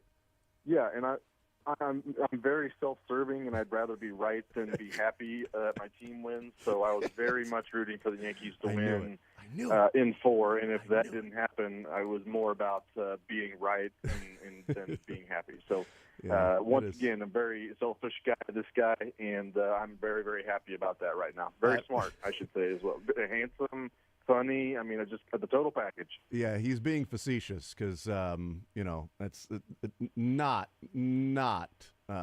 rooting for the Yankees. The other things are correct. But you were not rooting for the Yankees to win in 4. I am not smart or handsome. I'm just kind of got lucky in that situation, I think, about calling it the right way. But I still was wrong in the fact that how they did it, I was wrong in that way. So that does make us all feel a little bit better. Yeah, we joke. But, last time we talked, it was last Monday, and the Royals were down 1-0, and it turned out to be a fantastic Monday night. And it was, the Wednesday and Thursday games obviously left a lot to be desired. But how do you assess this looking back on the season? We've had a number of days now. Friday, people were giving their assessment of the season, but that was still kind of raw from the emotions. But how do you look back now after a few days? We've seen the season now. We've thought about it a little bit more. How do you assess this year and where you thought this team would be, and then the ride that we went on? Obviously very happy with how the season has gone, especially when you put it next to the expectations of what this team is. I know they addressed it in the presser that, within the dugout and within the walls of the Kauffman Stadium, they all expected to be where they were. But literally everybody outside of those walls were thinking that maybe a 500 team was as good as this team could potentially be. And to see what they were able to do, and like Q said, like he felt like they even had less team games on the table, and that's kind of how I felt about it. And considering that's how I felt about this team at the end of the year, going into the first postseason run in 9 seasons, that in and of itself was just so cool to be part of, and just kind of just be able to step back and have that feeling and have that observation, and for it to be true and realistic was such a cool experience, and one like it was in 14. Like, I don't think anybody kind of expected that run, even if it did end up in a World Series loss. It just really, really helps, put things in perspective and be able to come back and see, this team did exceed expectations, even if they did fall short in the end of, what we wanted to happen. Is there a way to guard against expectations being too high next year? Because now it's like, no. I know that. I know. I don't want to go into next year and be the Orioles that, didn't have a fun year, that the whole year for the Orioles fans, it was just complaining about what was wrong with their team, and they won 90-plus games, and then frustration in the wild card, 2 games where they lose to the Royals, and the whole season's looked like as a failure, and everybody's got to be fired and make changes, and it's just a lot of frustration there in Baltimore. Like, I would love to avoid that, to where if they have a season next year where they make the American League Divisional Series, that it's not, man, what a failure. Like, that's all they did was go to the playoffs back-to-back years. Like, I don't know, because fans were selfish. We all are. You have something happen, and then you want more. Yeah. I just want them to compete, Well, hey, they better make the playoffs now that they're competing. Well, now you need to go and beat the Yankees, when you get there. So, I mean, I know you said no, but is there a way to maybe temper enthusiasm or, look at it realistically and give the perspective of, back-to-back playoff appearances happen in 14 and 15, but, that's incredibly rare. Let's see what they can do this offseason, and can they come close to, matching what they did this year? I think it kind of has to, if you're going to try to temper your expectations, I think you have to start with how healthy this team was, relatively speaking. I mean, especially with that rotation. You got starts from maybe, 7 or 8 guys, and, 2 of those were not very frequent. You had a healthy 5 for most of the season, which does not happen. And not only healthy seasons, but really, really good seasons from guys that were a bit shaky, like Brady Singer. He had a very productive first half and then might have turned into a pumpkin there towards the second half. Michael Waka, as old as he is, he was elite as far as who he was this year. If you're able to bring him back, great, but I don't know if you could still, count on having the kind of season that he had once again as he kind of continues to age. And you look at guys like Cole Reagan and Seth Lugo, who were at their career highs in innings. Reagan's has obviously had the injury past as well. So if you're going to temper expectations, you can kind of start with that starting rotation, and that they were the ones that carried them through this whole season, got them even in the competitive series with the Yankees, and they had a crazy run of health. So I think that's the first one. The second one is all how you see the offense. We've talked about it all year that the floor is so low with this offense. The roller coaster lows are so low, but they are very special in that the potential is there and the power is there with those guys for a lot of reasons. So that's going to leave the roller coaster highs being very high. So if they don't do enough to address the floor of this offense, then you can really kind of look and be like, okay, that could be a real problem as it was in 2024. Yeah. So it's going to depend on what they do in the offseason on that front. But if you're looking at how low the floor is and how healthy they were this year, I think those are the first 2 main things that you would kind of look and point towards to kind of temper your expectations for 25. Josh Kaiser's our guest, One Royal Way podcast. All right, takeaways. What did you hear from J.J. Piccolo and Matt Quattrero, if anything that stood out for you? 2 things. The main ones were, I think you addressed it. There was no gaslighting. There was no, we're going to keep stubborn about this. We know what needs to be done. The kitty gloves are not on anymore. Plate appearances and innings are going to be earned. They're not going to be given to them. And the other part about it was the expectation of how the payroll is going to come together in 2025. And they mentioned they weren't sure about numbers yet, but having an owner that is open to making, opening up the checkbook and making some money decisions that is not hard cap. He's going to be here's where we are. What do you think about this? This is, we either need to go down this route or you need to pay this player. And he had a few chances to open the checkbook last year and did it.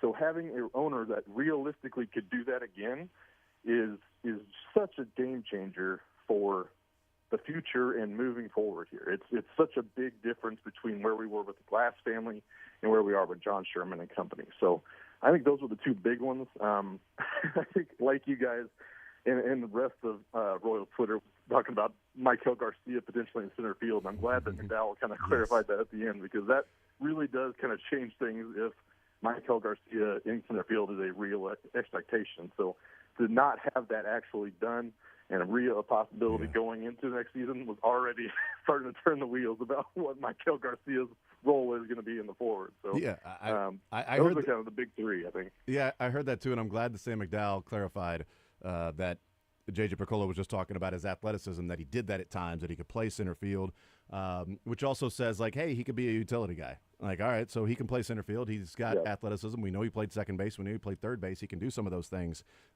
that's out there. And, if they find a third baseman to come in, then he can, go and be an outfielder if need be from time to time, or be the Adam Frazier, the Garrett Hampson that they don't then have to bring back. All right, last one for you. Bingo. If they go into this offseason, do you have a preference on a leadoff hitter or a middle of the order bat? If they acquire one or the other, do you have a preference if you'd rather see a guy get on base and do the things at the top of the lineup, or somebody that can maybe move Salvi down to number 5 or offer real protection for Salvi at number 4?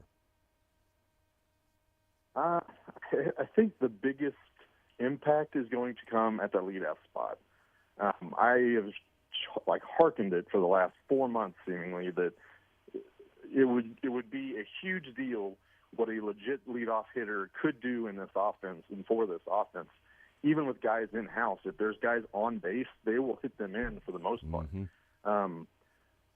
I think that significantly raises the floor if you have a guy that will eat pitches and read, take counts, pitchers work, especially at the lineup, who are going to be making those pitchers grind as much as physically possible. I think that changes the mentality of the starter too. I think that changes what they're willing to give Bobby Witt Jr. and Vinny behind him. So if I had to put a priority on one or the other, it would be a leadoff hitter. But at the same time, I think they need both in the end. Yeah. And depending on what they do with Michael Wacha, I think they've got somewhere between $30 and $40 million. If they think that they're going to spend the same that they did this year, I think they got about $30 to $40 million to work with.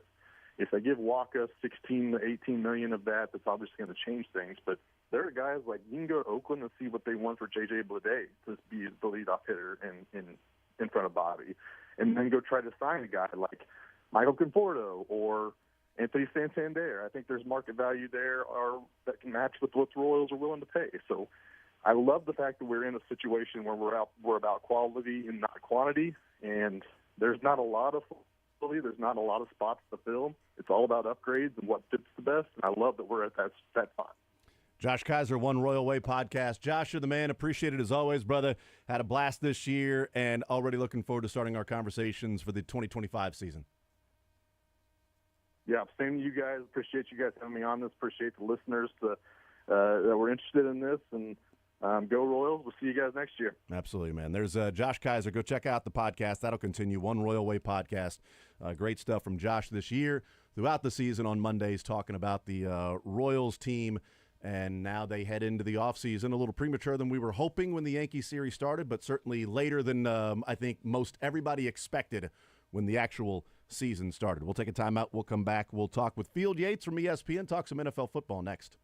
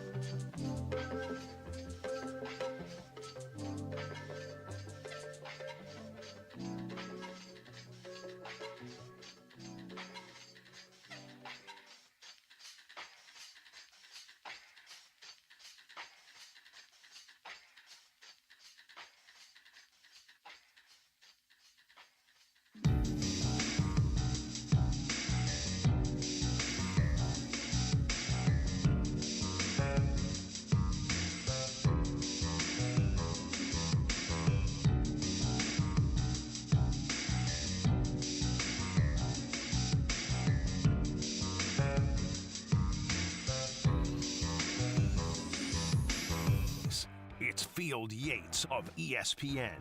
Now in the zone with Jason Anderson on Sports Radio 810 WHB. All right, we'll continue right here on Sports Radio 810 WHB. We will hear from Andy Reid coming up in the next segment. Andy Reid press conference, getting ready for the San Francisco 49ers on Sunday. We'll also hang out with Mick Schaefer coming up in the 1 o'clock hour and learn funniest best from the weekend. We've got that all still to come. Tonight, Westwood 1, Buffalo Bills, New York Jets, 7 o'clock right here on Sports Radio 810 WHB. Let's talk some NFL football with our NFL insider from ESPN, Field Yates, joining us here in the zone. Field, what's up, man? How are you, sir? Not too much, my friend. Hopefully you enjoyed a nice, quiet bye weekend. The Chiefs remain undefeated, and I felt like, all things considered, not a terrible week around the AFC for some of the other teams that the Chiefs are considering a top competition there. So they'll have the work cut out for them as we get closer and closer to January. But they are well rested as they head into what should be a decent Super Bowl matchup this upcoming Sunday afternoon. Yeah, it'll be a lot of fun. Chiefs and 49ers. Right now, the Chiefs are 2-point underdogs. They are getting 2 points there in San Francisco. That's a fun one. Okay. Mahomes as an underdog. We'll see what that ends up looking like. But you know what? The Bills go tonight against the New York Jets, and the Bills have 2 losses already. Chiefs are undefeated. They play each other later on this year. And the Bills haven't looked the last few weeks like they did when they came out of the gates. They face a Jets team that will be without their head coach by choice, not like Jim Harbaugh at the beginning of the Chargers game yesterday. That was scary there for a second. I know. So Jets make that decision. Robert Saleh is out. Any particular reason, reporting, figuring out why this week was the time that Woody Johnson said it's time to move on? Yeah, there are a couple of things that I had read, reported, that I have in conversations grown more and more certain are probably likely, which is the embarrassment of playing in London and just completely, having no early signs of offense. They finally got things going in the second half of that football game. I know that an extra day is not the same thing as an extra week when we often seen teams make coaching changes during their bye week, but they had a touch more time.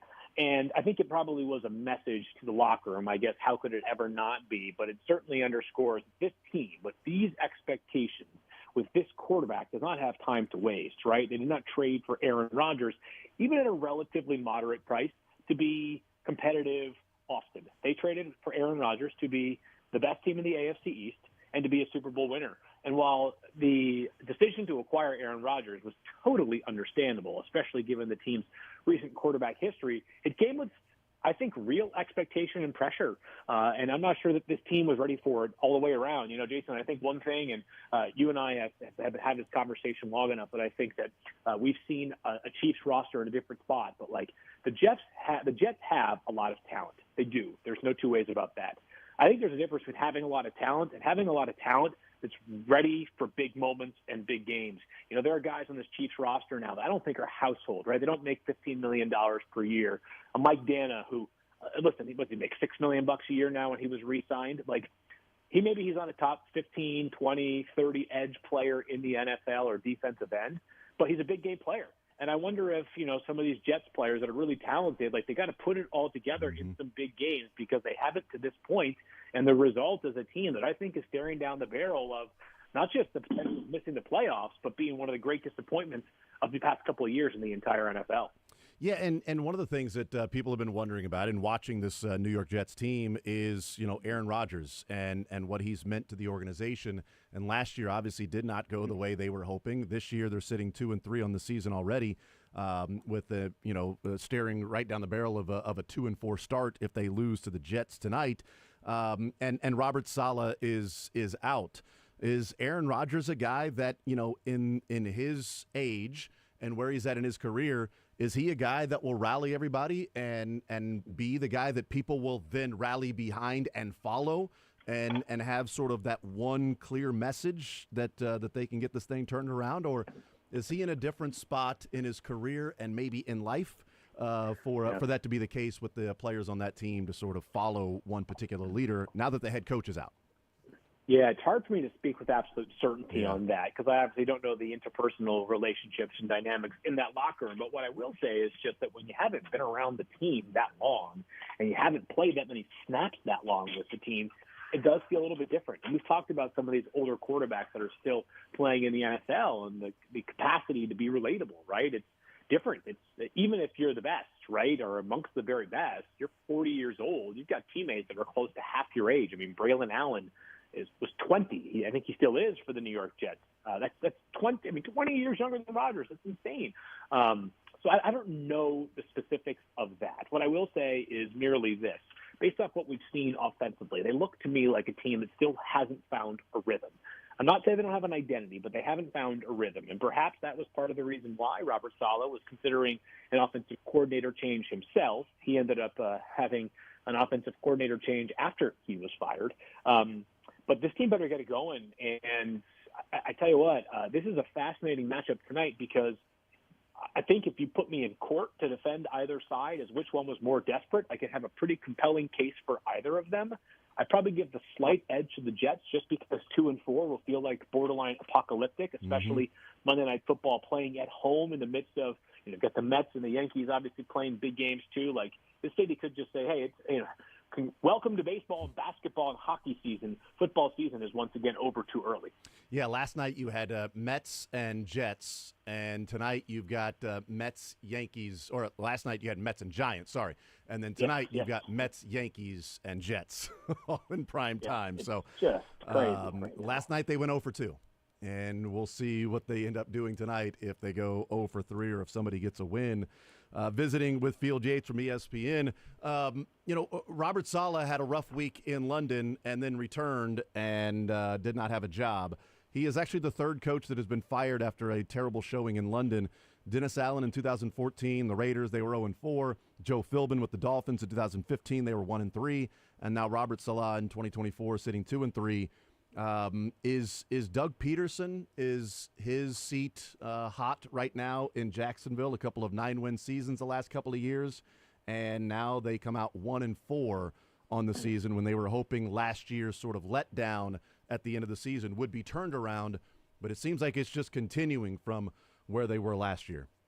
I'm going piping hot, and I don't know this. This is not reporting, so I don't want to sit here and tell you that I've heard specifically these are the stakes. But I'm just going to apply some logic here, Jason.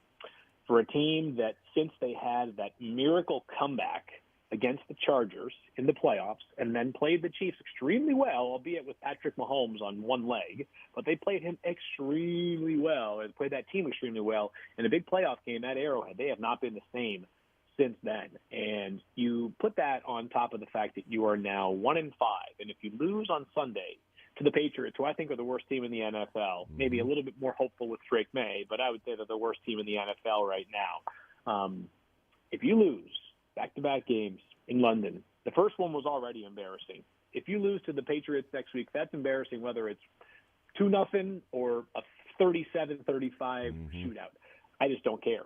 And to me, it's pretty clear that the Jaguars would have to make a decision. Like, if you are asking Shad Khan after that game a question, it would be, are you sticking with your head coach? Yep. It's gotten to the point, it's a lot of finger pointing now, talk of changing the culture, and I think Doug Peterson's a good football coach, but right now it's just not clicking. And while I am a big believer, a proponent for like being patient, I also know how this league works now. And so while I'd love a world in which coaches got a bit more time.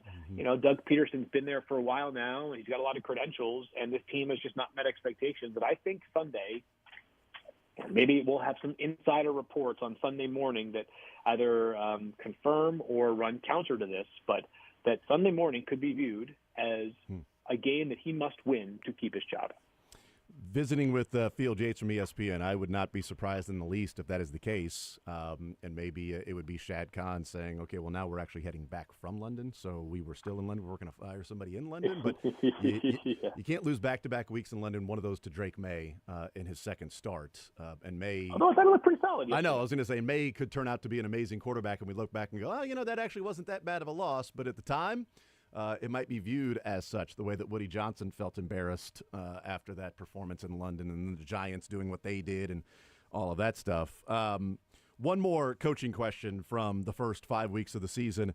They head into the bye week, do the Dallas Cowboys, coming off a 47-9 loss at the hands of the Detroit Lions after last week. Beating the Pittsburgh Steelers on the road by 3. They come back and just get dominated by Detroit. I know Jerry Jones was saying, no, it's not a coach thing. We're fine there. They had some fun at our expense, but at what point does Jerry go, enough is enough for this team that's sitting 3-3 and has their top 2 home losses this year in a long time, in home in Dallas in a long time? They've got 2 of the worst losses this year alone. McCarthy, does he last the season? How big is this bye week for him? If they're going to make a change at quarterback, they're not going to. But we always say, if you make a change at quarterback, you do it the bye week. I don't know. Do you do the coach at the bye week? Yeah, I tell you what, there is. It's not going to happen at the quarterback spot, right? Dak is very secure. He's got $240 million reasons to remain very secure for quite some time. But I think it's now or it's not till after the season for this reason. Because if it doesn't happen now, and they continue to sort of stumble, what is the threshold that you reach? So hey, once we've gone to 7 and 8, we fire him. I don't know the answer. He's in the final year of his deal, so we know that this is a pressure cooker season for Mike McCarthy, as it were. But Jerry Jones has been weirdly patient with head coaches sometimes, despite a lack of patience in other matters other times, right? I mean, Jason Garrett was there for a long, long time in Dallas, and some people thought that Jerry Jones didn't want to fire him when he actually did just a couple of years ago. So I am, I think if I'm a Cowboys fan right now, I'm waking up pissed off. I'm just completely flummoxed by how this team can look so pathetic and unprepared week in and week out playing at home.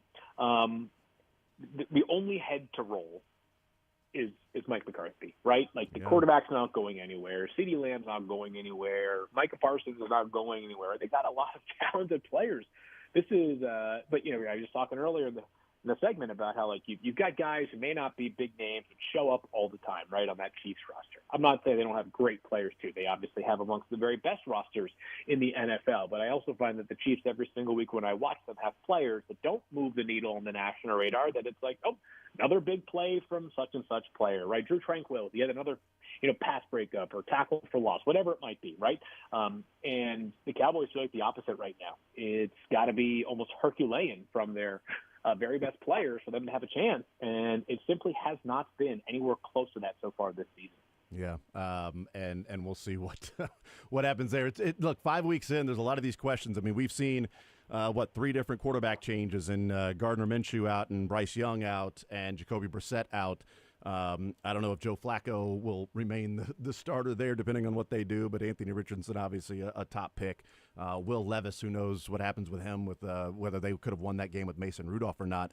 The one thing we do know moving forward, Field, is that the Detroit Lions will be without one of the best defensive players in the league in Aiden Hutchinson, and that was a pretty brutal injury, and he's having surgery and is out for the year. I know it's a big part, but how crushing is this for Detroit? Does this cost them an opportunity at a Super Bowl this year if Hutchinson, not if, but now that Hutchinson is not going to be there, can they overcome this and still win a Super Bowl this year? I'm not going to go as far as precluding them from winning the Super Bowl because this team's excellent, and they went down there and they beat the snot out of Dallas. They're really good. They're both sides of the ball really, really good. You trust them more on offense than you do on defense. But to be clear, they're very, very good on both sides of the ball here. I think that's a big one, though. I mean, gosh, the poor guy. I mean, it's never good when all of us know exactly what happened the minute that it happened. Those nasty bone breaks those are just tough to watch. They're tough to stomach when you're watching them like we did yesterday. So you feel terrible for the guy as well. The NFL sack leader, playing great football for a team that's been, one of the more enjoyable to watch over the past few years, given the rise they have made under this regime of Brad Holmes and Dan Campbell. It definitely impacts. What I would say is that while I don't think it prevents them from being a Super Bowl caliber team, you could have made a case for them as the best in the NFC, even with the Vikings in their own division having a better record. It's a more difficult case to make today, given the fact that we won't have Hutchinson for the rest of this season. Yeah. Last one for you. Field Yates from ESPN is our guest. The Chiefs and 49ers this week. Your colleague Adam Schefter reported that not expected for Christian McCaffrey to be playing this week against the Chiefs. They've got a game next week against Dallas and then the bye week for week 9. So maybe week 10 is when people see McCaffrey back on the field for the 49ers. This team in San Francisco, they go to Seattle and win. They did lose the game earlier this year at home to the Arizona Cardinals, but that's the only loss at home. They sit 3-3. How good is this 49ers team, and what do you make of the matchup this weekend with out what is expected to be no Christian McCaffrey out there? Yeah, it's a tough team to figure out, right? They got a lot of talent top to bottom. They haven't played like it all the time this season, and they've got some players that are making a bunch of money that have been virtual non-factors far too often. Brandon Ayuk is a good example of that. Here's what I know, though, is the Chiefs coming off of their full bye, the 49ers coming off of their mini bye. Both of these teams have been circling this game, regardless of what they might tell you privately behind. They're both fired up about this one. That much is for sure. So I will say that the 49ers, at their very best, I still believe can be the best team in the NFC. For the Chiefs, I think this one on Sunday is, I think it's like, let's just do what we did last time out on the field, not to simplify or make things reductive here when talking about the game plan, but I thought that Monday Night Football against the Saints was the most impressive domination at the point of attack on both sides of the ball that we have seen in quite some time. And this 49ers team has a lot invested on both sides of the ball. They've got a lot of explosive playmakers. Guys are good at the football after the catch. But if they can't get their ground game going, it totally changes the way that they can throw the football as well. So I'm a big believer that if the Chiefs win the trenches on Sunday, they're going to have a real shot once again to win. And my rule, Jason, until they lose, I'm not picking them to lose because it just, I haven't picked them yet to lose, but not that was like some bold take by me. But at this rate, you just don't bother picking against them because they have been playing incredible football. They're so resourceful. Maybe your appreciation for a team grows when they don't play for a weekend. But I sit here yesterday and I'm watching these teams who are finding ways to lose and, missed kicks on chip shots, and missed execution on open plays. And I'm just sitting here thinking to myself, and it's not that the Chiefs are perfect, no team is, but you just come to appreciate some of the small nuancey stuff that they do that other teams inconsistently do. Yeah, I'm looking forward to seeing what the game plan is like week to week. I mean, they handed the ball off 32 times against the Saints, which, is not something we typically see from Andy Reid giving. That was 6 more than any game they've had this year, and that's without Isaiah Pacheco there. That's Kareem Hunt and Carson Steele.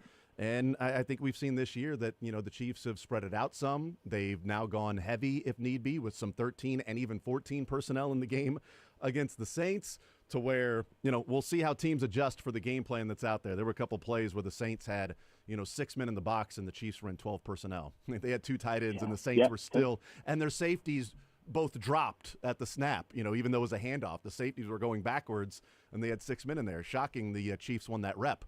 But I think that's just that element is like, even when the Chiefs come out to show run, the other teams are like, I don't believe you.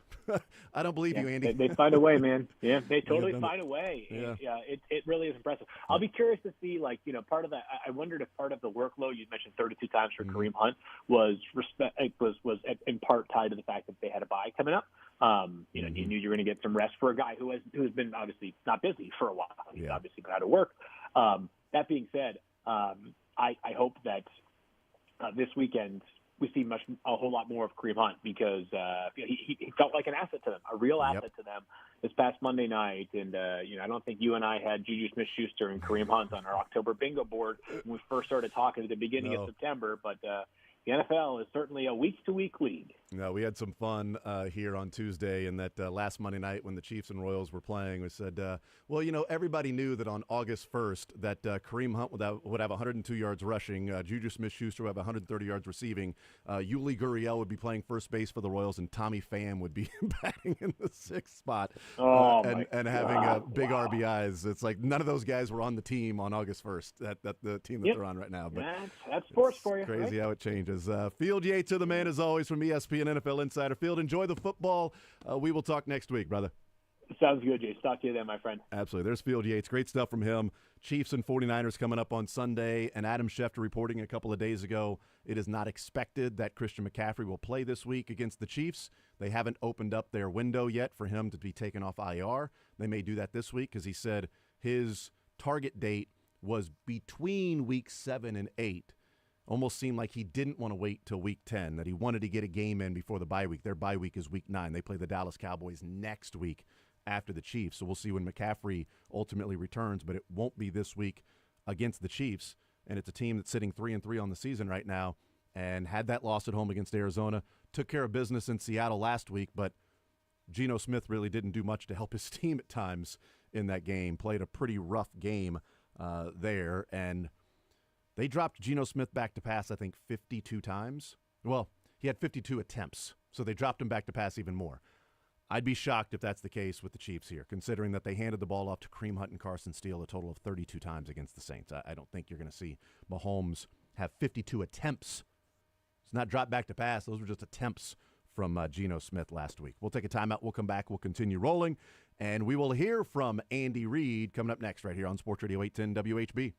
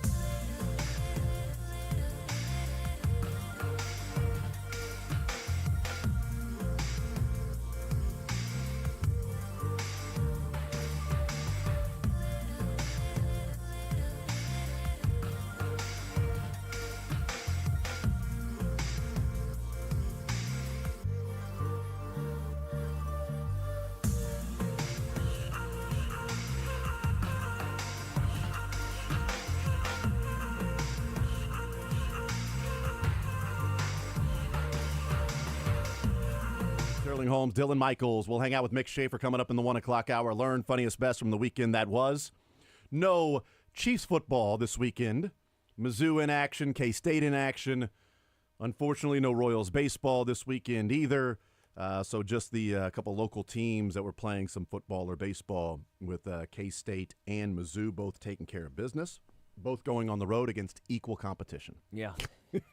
Colorado and UMass, the same thing. I mean, road wins are road wins. It doesn't matter who you play. You know, you get a road win, you get a road win. You know, the Colorado of the East Coast. I don't even know what Northeast? conference they're in. Oh yeah, I guess just figuring out whatever conference they're in. Whatever right? high school stadium they played in. But yeah, Missouri gets the win. They win by 42, easily covering their 27, which felt like just a dumb line. I did not emotionally hedge. In fact, I put myself in a position where I'd have been really, really mad had they won by not that, but that felt like it was pretty easy. Well, and this is Mizzou football. UMass lost by 30 points like 3 weeks ago to some random team. Like Mizzou, 27 points seemed like such an overreaction to the way they played against A&M. Mizzou blows out bad teams. I'm not worried about that. And that's kind of well, no, I mean like. Remember when they beat Vanderbilt in overtime by 3 and they dropped 3 spots in the polls? Well, because Vandy's a tough team. That's a good win. And then Vandy is now beating Alabama and Kentucky. It's a good win. It's amazing. And K-State took care of business at Colorado. Yeah, and that game was so impressive to me. I mean, I know Colorado fans were complaining, which I don't know why. Like injuries happen in games. Yeah. I get it. It sucks. But, like, you can't say, well, if Travis Hunter stayed healthy, we win. We don't know. Yeah, maybe. What I do know that happens is Avery Johnson went out and came back in, and K-State still won. What I do know is that Shedeur Sanders, who played a great game, threw a back-breaking interception, right? Yep. Avery Johnson had a bad one as well. That was 4th down. He tried making a play happen, bad throw. But what they also couldn't do was tackle DJ Giddens. Correct. I mean, DJ Giddens was unbelievable, man. I was so impressed with that win by K-State. Yep. And Prime talked about it going into the game. He was like, K-State, you got to be on your – or when you play K-State, you have to be correct because they don't make mistakes. They're not going to beat themselves. You have to outplay them. Because they're not typically going to give up these massive plays, although we saw a lot of 3rd and 13s, 3rd and 15 that Colorado converted. That was one of the greatest college football games I've watched in a long time. It was fun. K-State, it was a push. They were at 3. Depending on if you got them at 3 or 3.5. If you got them at 3.5, sucks for you. If you got them at 3, it's just a push. You get your money back. But they took care of business. I came away actually being a little impressed with Colorado. Yeah. Because they played some physical football. They stayed in the game against a well-coached Kansas State team. But Kansas State goes there, and Colorado's ready to play. That crowd was electric, man. I mean, they got up for that game. No doubt. So, no NFL football, but a couple of the local teams in action. And now this weekend, K-State will be heading to West Virginia, where Iowa State just went there and won by a few touchdowns. And KU will be facing Houston at home, and Mizzou taking on Auburn at home coming up this weekend. The Chiefs in action on Sunday afternoon, taking on the 49ers. Andy Reid and his press conference. Here is Andy Reid's opening statement to the media. I don't have a lot to go over with you. I can just give you a brief update on Rasheed. His surgery was not his ACL. It was the posterior lateral corner. There's damage there.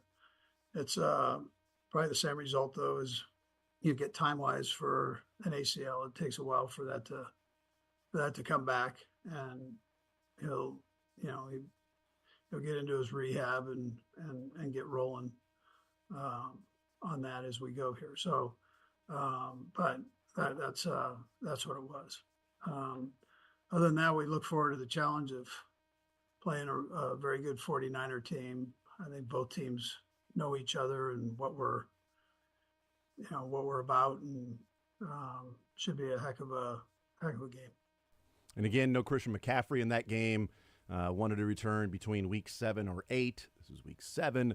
Adam Schefter saying that it is not expected for McCaffrey to play. They didn't open up his window last week. If they open up the window this week, it would seem like maybe that's for him playing next week against the Cowboys. They have the bye week after that. But Andy Reid confirming what we had known about the Rashee Rice injury is not an ACL, but still going to be out for the season. Sam McDowell, again, Andy Reid continuing, was asked what they worked on during the bye week. Yeah, so we we actually have a continuous self-scout that we do throughout, and then we're there and look at it. And we've got areas to improve. Not necessarily going to go through those areas, but there are things that we can definitely improve on. Both sides of the ball, special teams. So we've got and special teams. So we were able to go back and look at some of that. To be able offensively to keep our drives going, things that can help us sustain, and things that might have hurt those drives, and then the obvious red zone questions. We're trying to work through that and make sure we're a little bit more sound there. And then defensively, we're doing a pretty good job of most of the situational things. We had that first drive thing going that we did a little better on, and but we're doing a pretty good job there. And there's some things that Spags has got that he's going to work on with the guys. But so that's kind of in a nutshell, that was it. Yeah. You touched on the red zone. You guys have been very good in past years with the red zone. What kind of stands out to you as you go over that week to week? Yeah, listen, we can do a better job of not stopping ourselves and with things, whether it's penalties or drop balls. We've had a couple of those schematically. We go back and we hammered through that, and we can help out the guys in some of the areas too there. Just put them in a little bit better position. So, but the things that are hurting us right now, which are obvious, but the penalty situation's hurting us, and we've got to take care of that. And that's something we can control and focus in on, do a better job with. Drop pass, Juju Smith-Schuster over the weekend, whether that's, that was a tough play, but penalties, drop passes, and he said schematically can help out the guys, put them in a better position. What I think is interesting is since 2019, they've only been top 10 in the red zone scoring touchdown percentage only once. They were second overall in 2022. 2022? I have it as 2022 according to... yeah, that was the first year without Tyreek. Yeah. Yep. Because they were number 1 or number 2 in offense that year, so a lot of scoring in the red zone, yeah. They've been 11th a couple times, so I'm not trying, but I feel like top 10 is typically the cutoff, yeah. So... They've been 17th, they've been 14th, they've been, pretty much they've been middle of the pack outside of the 2 years that they were top 10, which was Mahomes' first year. 2018. And then the first year without Tyreek. So last year they're 19th, and then this year they're 29th. Yeah. So it's a little interesting that the dichotomy of an offense that is so talented, or at least moves the ball. Even this year they've moved the ball pretty efficiently. When they get to the red zone, they do struggle. But again, this is not just a one-off. This has occasionally been an issue in the Andy Reid era. Absolutely. And said schematically, I mean, we pointed out a couple of those plays when they had a red zone issue when they ended up kicking a field goal against the Falcons, and said, there were 2 plays where Grady Jarrett went unblocked down inside the red zone, inside a goal-to-go situation. They ended up kicking a field goal, and it was like, first and goal from the 3 or whatever, and they didn't get it done. And it's like, okay, so your first play on first down was Jawan Taylor was having to have a reach block to cross the face of Grady Jarrett. That doesn't seem like schematically that's putting him in a good position. And then on third down, Grady Jarrett went unblocked. Yeah. And it was like, that doesn't seem like that's the smartest thing for you to do. So, yeah, those are things certainly that can help. Adam Teicher asked Andy Reid about Kareem Hunt and Juju Smith-Schuster being able to step right in and produce this last game.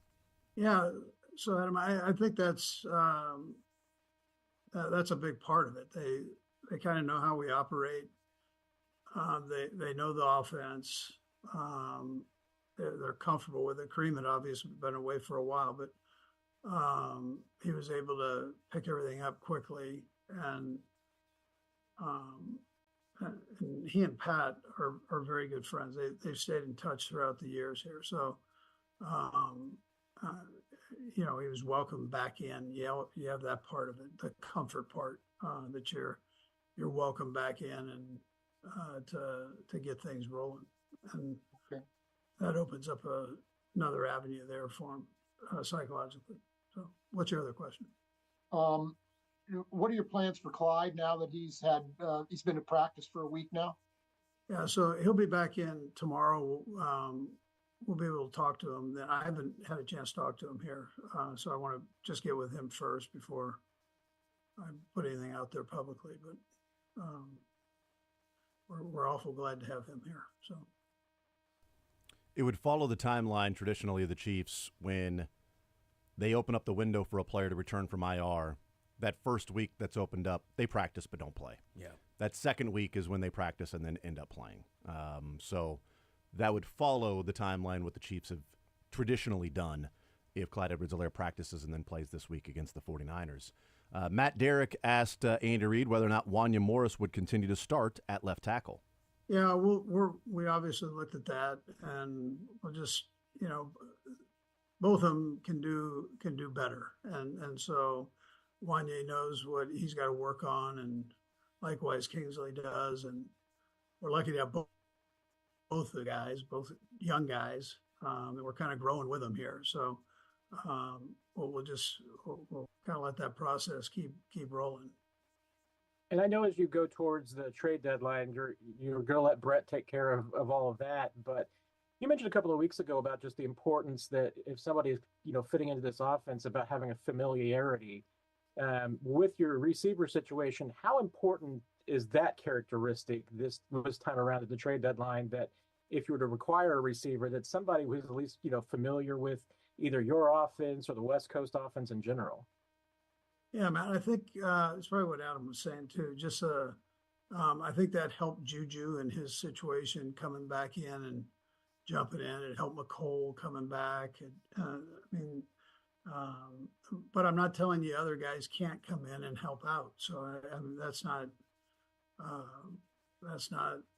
don't think that's an issue. It's just going to take them a little bit longer to figure it out and get on the same page with Pat and all those things.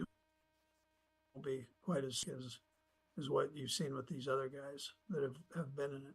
But and I'm not saying that we need to bring anybody else in. You asked a question. I'm just saying that I'm answering your question on that, man. Obviously, Andy Reid saying they need to bring somebody in there. I mean, that's pretty odd. Just answering your question. Hey, whoa! I am not saying we need that. That's not a me. Matt, you asked the question. Why are you attacking me? Everybody would just please. Everybody's just coming at me. I'm fighting a three-front war right now. Would you just please? Jordan Mason. This is why I hate the media. I'm not saying we need somebody to do that. I'm just saying that yes, familiarity helps, but I'm not saying that other guys can't come in and work out. It may take a little longer, but I'm also not saying we need somebody to come in and work out. Why are you yelling at me, Matt? Stop yelling at me, sir. Yeah, it was that caveat. Look, the familiarity with it helped Juju. Yeah. He said last year it helped McCole. But that doesn't mean that other guys can't come in and work out. It just may take a little bit longer if they were to go down that route of bringing somebody in to help out with the offense. Pete Sweeney asked Andy Reid to assess what they've seen from Xavier Worthy so far. Sure. I think Xavier's done a nice job for us. He does a lot of things there for us. In a lot of different positions. We've got flexibility with him to move him around, and he's a quick learner, which helps in this offense. So I'm happy with what we've got so far, and I don't think we've tapped that out at all. He'll keep getting better. Just sure, and that's exciting. Yeah, and then just generally out of the bye week, I know Wanye left and then re-entered. Just health-wise for your current 53, you feel good about everybody that's on the current active roster, health-wise moving forward? Yeah, the only one that was working was on something was Dana. Just Mike had hurt his pec, and so he's working through that. So, but he would be the only one that I'd have that was working, this past week on something. Sucks for him, man. No bye week vacation. Yeah. No bye week out of town. You got to stay in there and no work Cabo. on. Yeah, that's right. 1, 2, 3 Cabo. That's in mid-February that they can do that. But yeah, so everybody relatively healthy. Mike Dana just going through the treatment for that pectoral muscle. But other guys coming out of the bye week healthy, including Wanya Morris that left the game early, but then returned to the game as well. Soren Petro asked if Kareem Hunt could continue to handle the workload. 27 carries, another 2 receptions, I think, in the game. But Soren asked if Kareem Hunt could continue to handle the workload that they gave him against the Saints. Yeah, I kind of joked with him, Soren, that he'd spend the bye week in the cold tub, after all those carries. But I told you, I mentioned before that he came back in pretty good shape, other than not having played football. And that's held true to this point. So he's been able to do a good job in practice when he was on the scout team, and then he worked through that, and he was able to get in the game, and we started him off relatively slow, but and then increased it, and he was able to handle both those things. So I think we'll just see how the game goes, but I feel comfortable with him carrying the ball, and we've got Steele backing him up there, and he had a few carries that were productive. So my other question is, the answer may be no, but you've got an early bye week, and it seems like for most of the years here recently, you guys have had a lot of home games on the back end, and I know you got a lot of road games on the back end. So as you come out of this bye, do you approach it? Is there anything you do differently because the bye's earlier? The bye week, there wasn't anything that we did different. I still gave the guys time off to get out of here and recover. Normally these things happen the 9th week or somewhere about that area for us. We've got a little different schedule, the way things work out. So the days that these guys do get off, I encourage them to, make sure they take advantage of it, whether it's a Thursday game or a Saturday game. We've got games every day of the week except Tuesday. So it's make sure that you utilize that time as the season goes on here for recovery. Yeah, they open up their second half of the bye with the next 6 weeks, 2 of them at home. So they will play until they play Black Friday. They have 2 games at Arrowhead until that game on November 29th against the Raiders on Black Friday. They have 2 home days. So as Soren was saying, a lot of times you come out of the bye, they've got a number of home games. This go around, they got road game, home game, road game. They go west a couple of times, play at home, then they go east back-to-back weeks, heading to the Bills and Panthers after those home games, which the next 2 weeks at San Francisco and at Vegas, before playing home to Tampa and the Denver Broncos. We will take a timeout. We'll come back, continue rolling. We'll talk a little bit about what we heard from Andy Reid right there, J.J. Piccolo, and also Matt Quattrero in the first hour having their post-season press conference. We'll continue to talk a little bit about that as well. Mick Schaefer joins us in the 1 o'clock hour. More Zone next.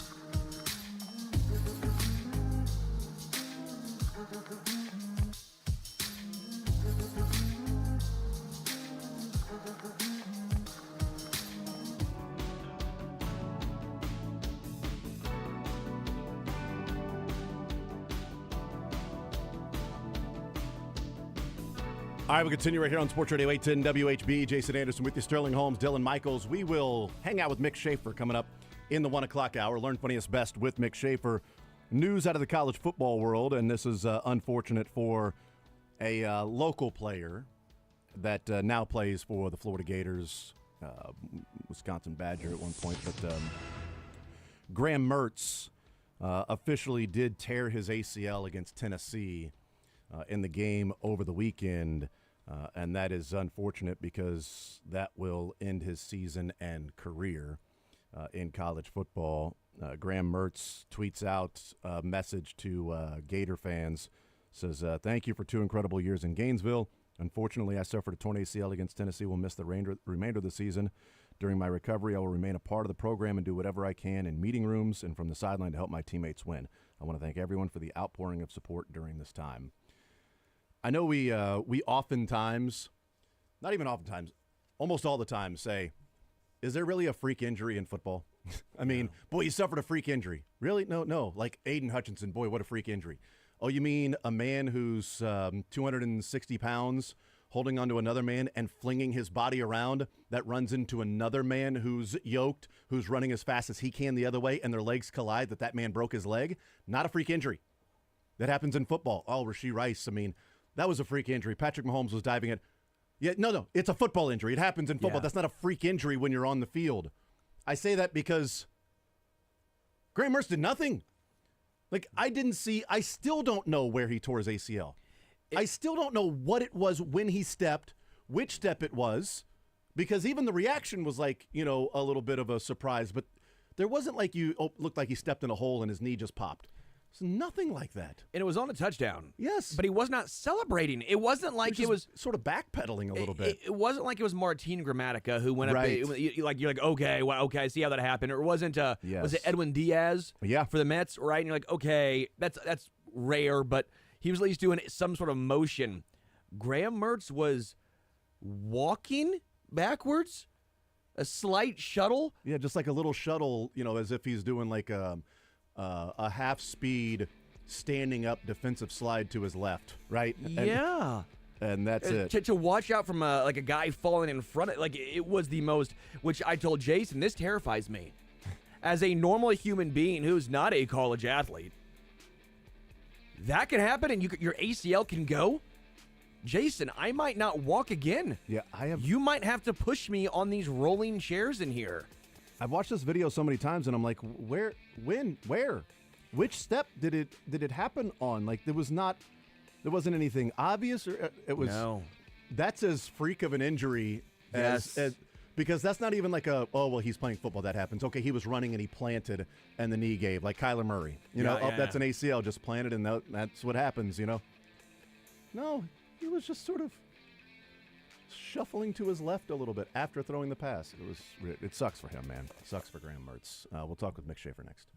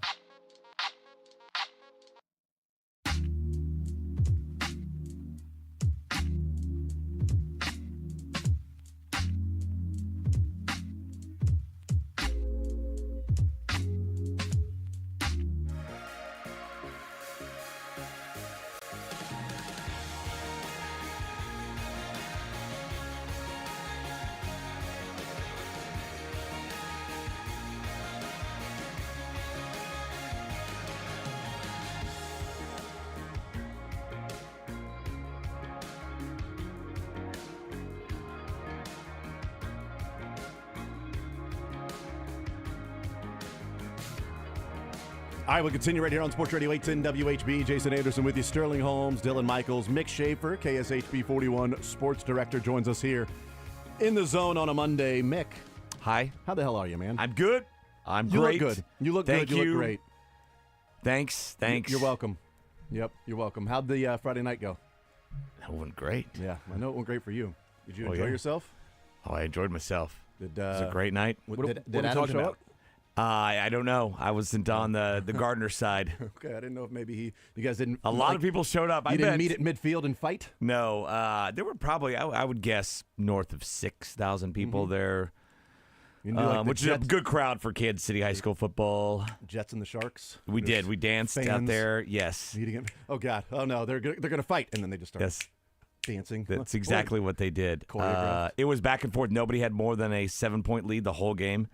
And it was 35-35, and Mill Valley punted on 4th and 1. I'm like, okay, with 5 minutes left, I'm like, okay, we're just going to lose the game now. We just decided to lose the game. Yet somehow the 7-time state championship winning head coach knew what to do. Defense dialed it up, got a fumble on 3rd down. Gardner decided to go for it on 4th down at midfield, 4th and 9 with a minute left. And we got another strip sack fumble. And with the ball at midfield with a minute left, we're like, okay, we're going to win now. And it took us 40 seconds. Then 40 seconds, I was on the field. They scored. Missed the PAT just so to give the parents some anxiety that last 20 seconds.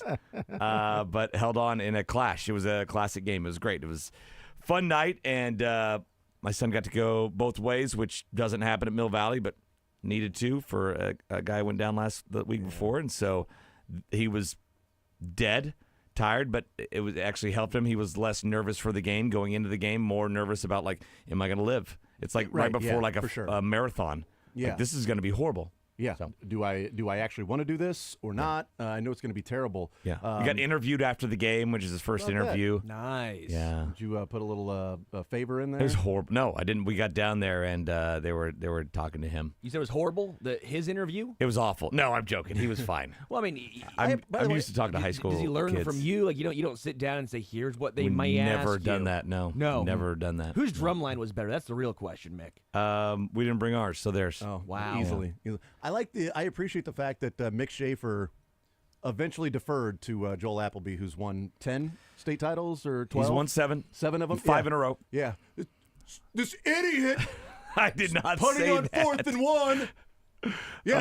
How about that's what's called lucking into 7 state championships. Am I right, guys? In fairness, we did that with Andy Reid all the time. Let me tell you how back-to-back dumb Super Bowl champion Joel Appleby is. Okay, isn't that what you were saying in the crowd? Whenever he wins, he's just pushing buttons. Okay. And if he loses, it's if they his lose, fault. it's like, no.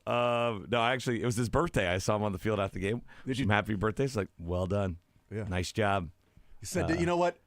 I never doubted that decision to punt on 4th and 1. I think that was a great call. Great call. We do have a kid going to Penn State, Jaden Woods, one of the top recruits in the entire area. So they just kind of unleashed him on that last possession. Like, probably should. We go. They just go wreak havoc, and he was the guy that got the strip sack at the end. Yeah.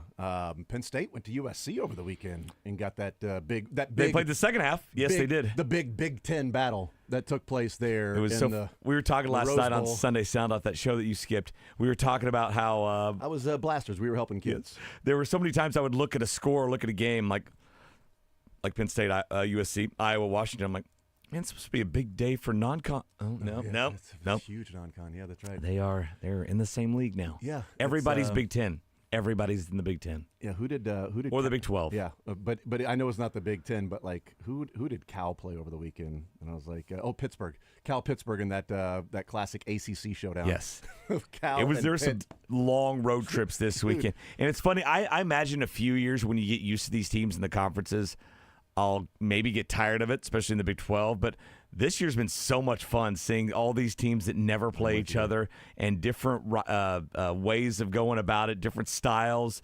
And I love late night football, and we've gotten a lot of it. I don't know, man. That K-State Colorado game was awesome, yes, but it was up until 1 a.m. Dude, I was so annoyed that game took so. I'm like, come on, man! It's an 8:30 kickoff. Mountain Colorado- time. Mountain time. Like, what are we doing, man? Those people It's didn't the only leave till thing I midnight. ever agreed with Prime on, with Deion Sanders on, was They the didn't- those why people- are we doing that? Those people didn't leave till midnight after drinking all day getting ready for Colorado K-State. That was smart. But, like, even for me, selfishly, I'm like, I don't know what it is, man, but after the clock goes past midnight, it feels like every hour is like 2 or 3 extra hours that you're staying up, because 1 o'clock feels like it's so much later than midnight. I'm my used to God. staying up that late. I know, do. you- so you've I got a don't different- mind it, and different circadian rhythm than I do. I do obviously. different rhythms all over the place. But Yeah. all those famous people like Sauce Walker had to stay up late at the Colorado game. That's right. I learned who that human was. who's Sauce I don't know. Walker? I just learned that person's famous. And all the Walker, almost like walk, WALK, and an A at the end. Sauce Walker. Is he related to Michael? I don't know. Oh, well, man. spelling it that way, he could be WALK. His name's originally Albert. Oh, yeah, I see why he changed it. Middle name Walker. Yeah. There's a wasp right behind you there, Mick. We had the door open a little bit. Oh, really? You're just gonna mess with it? It's You wanna yeah, open up the door. That's a better idea. Open up that other door and gone, wasp. Jet ship wasp. Problem solved. Do we have time to get wasp out? I could 1,000% tell you I've never heard this guy before. I think you Yeah. were lying. I thought you made him up. No, they showed like all the famous people like Carmelo Anthony. Yeah, I know him. KD was there. Yeah, and then KD, and then they showed Sauce Walker like signing an autograph, and I tweeted out, I'm like, Sauce Walker is a famous person, and I expected to be like, duh, he's like the #1 rap album idiot for the last 10 years, which is how it usually goes. And almost everybody else is like, I just asked that same question right here. So no clue. Shockingly, he got invited with the Carmelos and the KDs. Yeah, Quite frankly, he that did. seemed. Yeah. But I love. I'm a big, obviously high school football guy. I don't hate the Friday night games as much as other people do. Maybe if we start getting more and more to where there's going to be like, 6 to 8 big games every Friday night, that might be a little too much. But if there's 1 or 2 or 3, I'm fine with that. Yeah, and I just love the late night football and all the crazy the new rivalries brewing here and the games we don't see. Yeah, I don't need a local team ending at 1 o'clock. I don't need that, and I don't need Brando on Friday night calls. So if you that one change I'm those two, I am in favor of all of that. What about was it Mark Jones calling the game for K-State? Oh man, that's gotta it's end either soon. about Prime or about him on those broadcasts. Jones, at one time I was like, Mark Jones is pretty good. At one time, like I don't know what happened. 1998. It might have been 20 years ago. I'm not sure. But well, I think he's good at the craft, but the stuff that comes out of his mouth. I'm not so sure about that either. Tyler Warren for Penn State. See this guy? 17 catches catches. for 224 and a touchdown. And it was like more than he had caught all season, right, or something like that. Yeah. Well, last week against UCLA, he had 3 for 29. 3 catches, 29 yards. He had 17 for 224. But honestly, one of my takeaways in watching that game, and mainly I was watching it because I had a parlay with Penn State money line. Do you have him plus 200 yards? No, I just had Penn State money line, and somehow the parlay ended up coming through because there were like 3 teams that were trailing like late in the game that all found a way to win. Mwah, thank you guys. But watching it, I'm like, how badly does KU miss Kotonecki? Yeah. Because that Penn State offense is so fun and dynamic and guys running open all over the place. Even a guy that, USC's like, hey, number 44, he's killing us. Let's make sure we pay attention to him. No, let's run a play where we shift, and then he moves over to center. So he snapped the ball? He snaps the ball. Was he on the outside of the line? He was on the end, and everybody else was off the line of Gotcha. scrimmage, so he was not covered. So everybody shifts to the right, if you didn't see the Sterling. Everybody shifts to the right. He goes down, snaps the ball, and then like flag football, snaps the ball and runs straight down the field for a touchdown. And they pass it. They flip to the running back, the receiver, right, who then throws it to him, and he makes a touchdown catch in like double coverage. Yeah, but it's like, and then there was another play where he had already had that touchdown, and it was like he's got 11 catches for 150 yards. They're out back to pass, and Tyler Warren wide open down the sideline, and they showed the play and how he got open. I'm like, dude, maybe we should be talking. It's even the best more. position to play in football growing up. Kids go play tight end. Nobody ever covers the tight end. And But when I they mean- do, it's like their slowest safety or a linebacker covering you. But I mean, maybe we should be talking. I know we've talked about it, but Kotonecki not being there is massive for this KU team. And Drew Aller's really good. All right, he's pretty awesome, even though he had 3 interceptions in the game.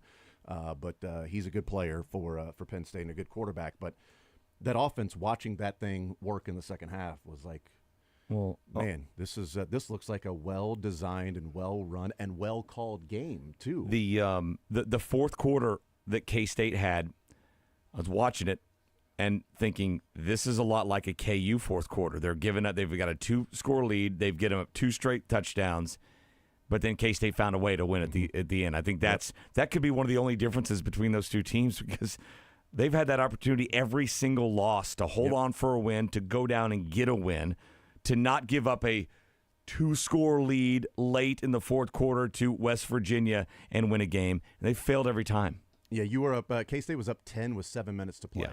And they had the ball. I thought they were down 4 with 3 minutes to play.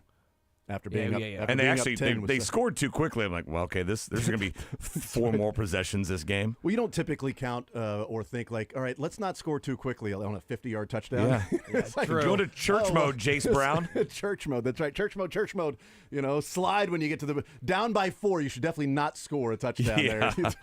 You score and figure it out later, and they certainly did, and they won that game 31-28, and. It was a good weekend for the local football teams. Mizzou bounces back and gets a 42-point win over UMass. That thing was a laugher early on. It's good. It should have been. As it should have. You're right. As it should have been. Our kid, Lee Summit kid, Josh Manning, getting in the end zone for the first time in his career. Congrats to him. Kid we covered in high school. He had a good game. It's the first time in 5 or 6 years that Missouri has had 2 different 60-yard touchdowns in one game. Oh, really? So they've got an explosive offense, but like in one game having plays that long, but still, it was good to bounce back because it didn't seem like the A&M was a hangover.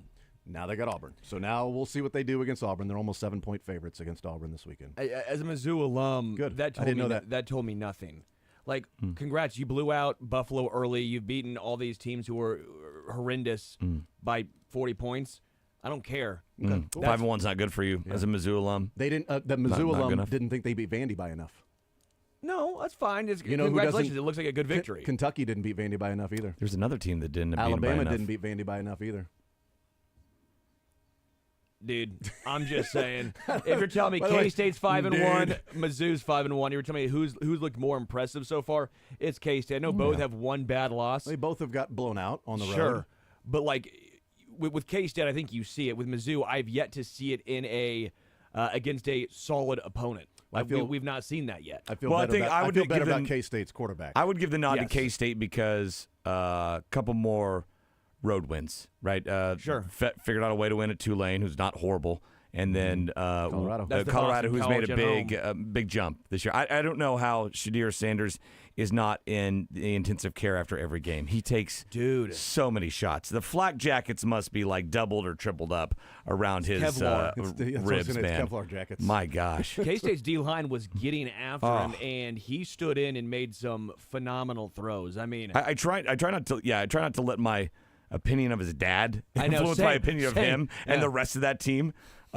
Because he's so good. Obviously, Travis Hunter is so good. That offensive line and defense is not very good. Yeah, he's so talented, man. But so they fun make to plays watch. around him. Yeah, and maybe it's because K-State has more blowout wins, where Mizzou got by Boston College, although that was Boston College scoring a couple touchdowns late. Sure. They slipped by Vanderbilt. But they were down against Boston College the first half. I mean, they went into the half down. And in the third quarter, they took control. But if they beat Vanderbilt this week, after Vandy beat Alabama and Kentucky, we'd probably be viewing that game a little bit differently for Vandy and winning in overtime. Instead, that was oh my God, you survived that Vanderbilt team. That's disappointing. It took you double overtime to beat Vandy. It's just the way they've looked. Brady Cook's missed on a lot of deep throws. They're not getting Lutheran burden. Some of the body language on the sideline. Well, the A&M body language was brutal the whole game. From everyone. Yes. From everyone. That was bad. That was a no-show. They went there, they started getting beat down, and they didn't have it to fight They back. collapsed when they're down, 13-0? Was it after the Luther Burden touchdown got called back? Yep. All I'm saying is if you hear K-State, I think K-State fans should be ecstatic right now with the way their team looks. Well, I think expectations, too. This is a Cats team. They thought, okay, 9 wins, good season.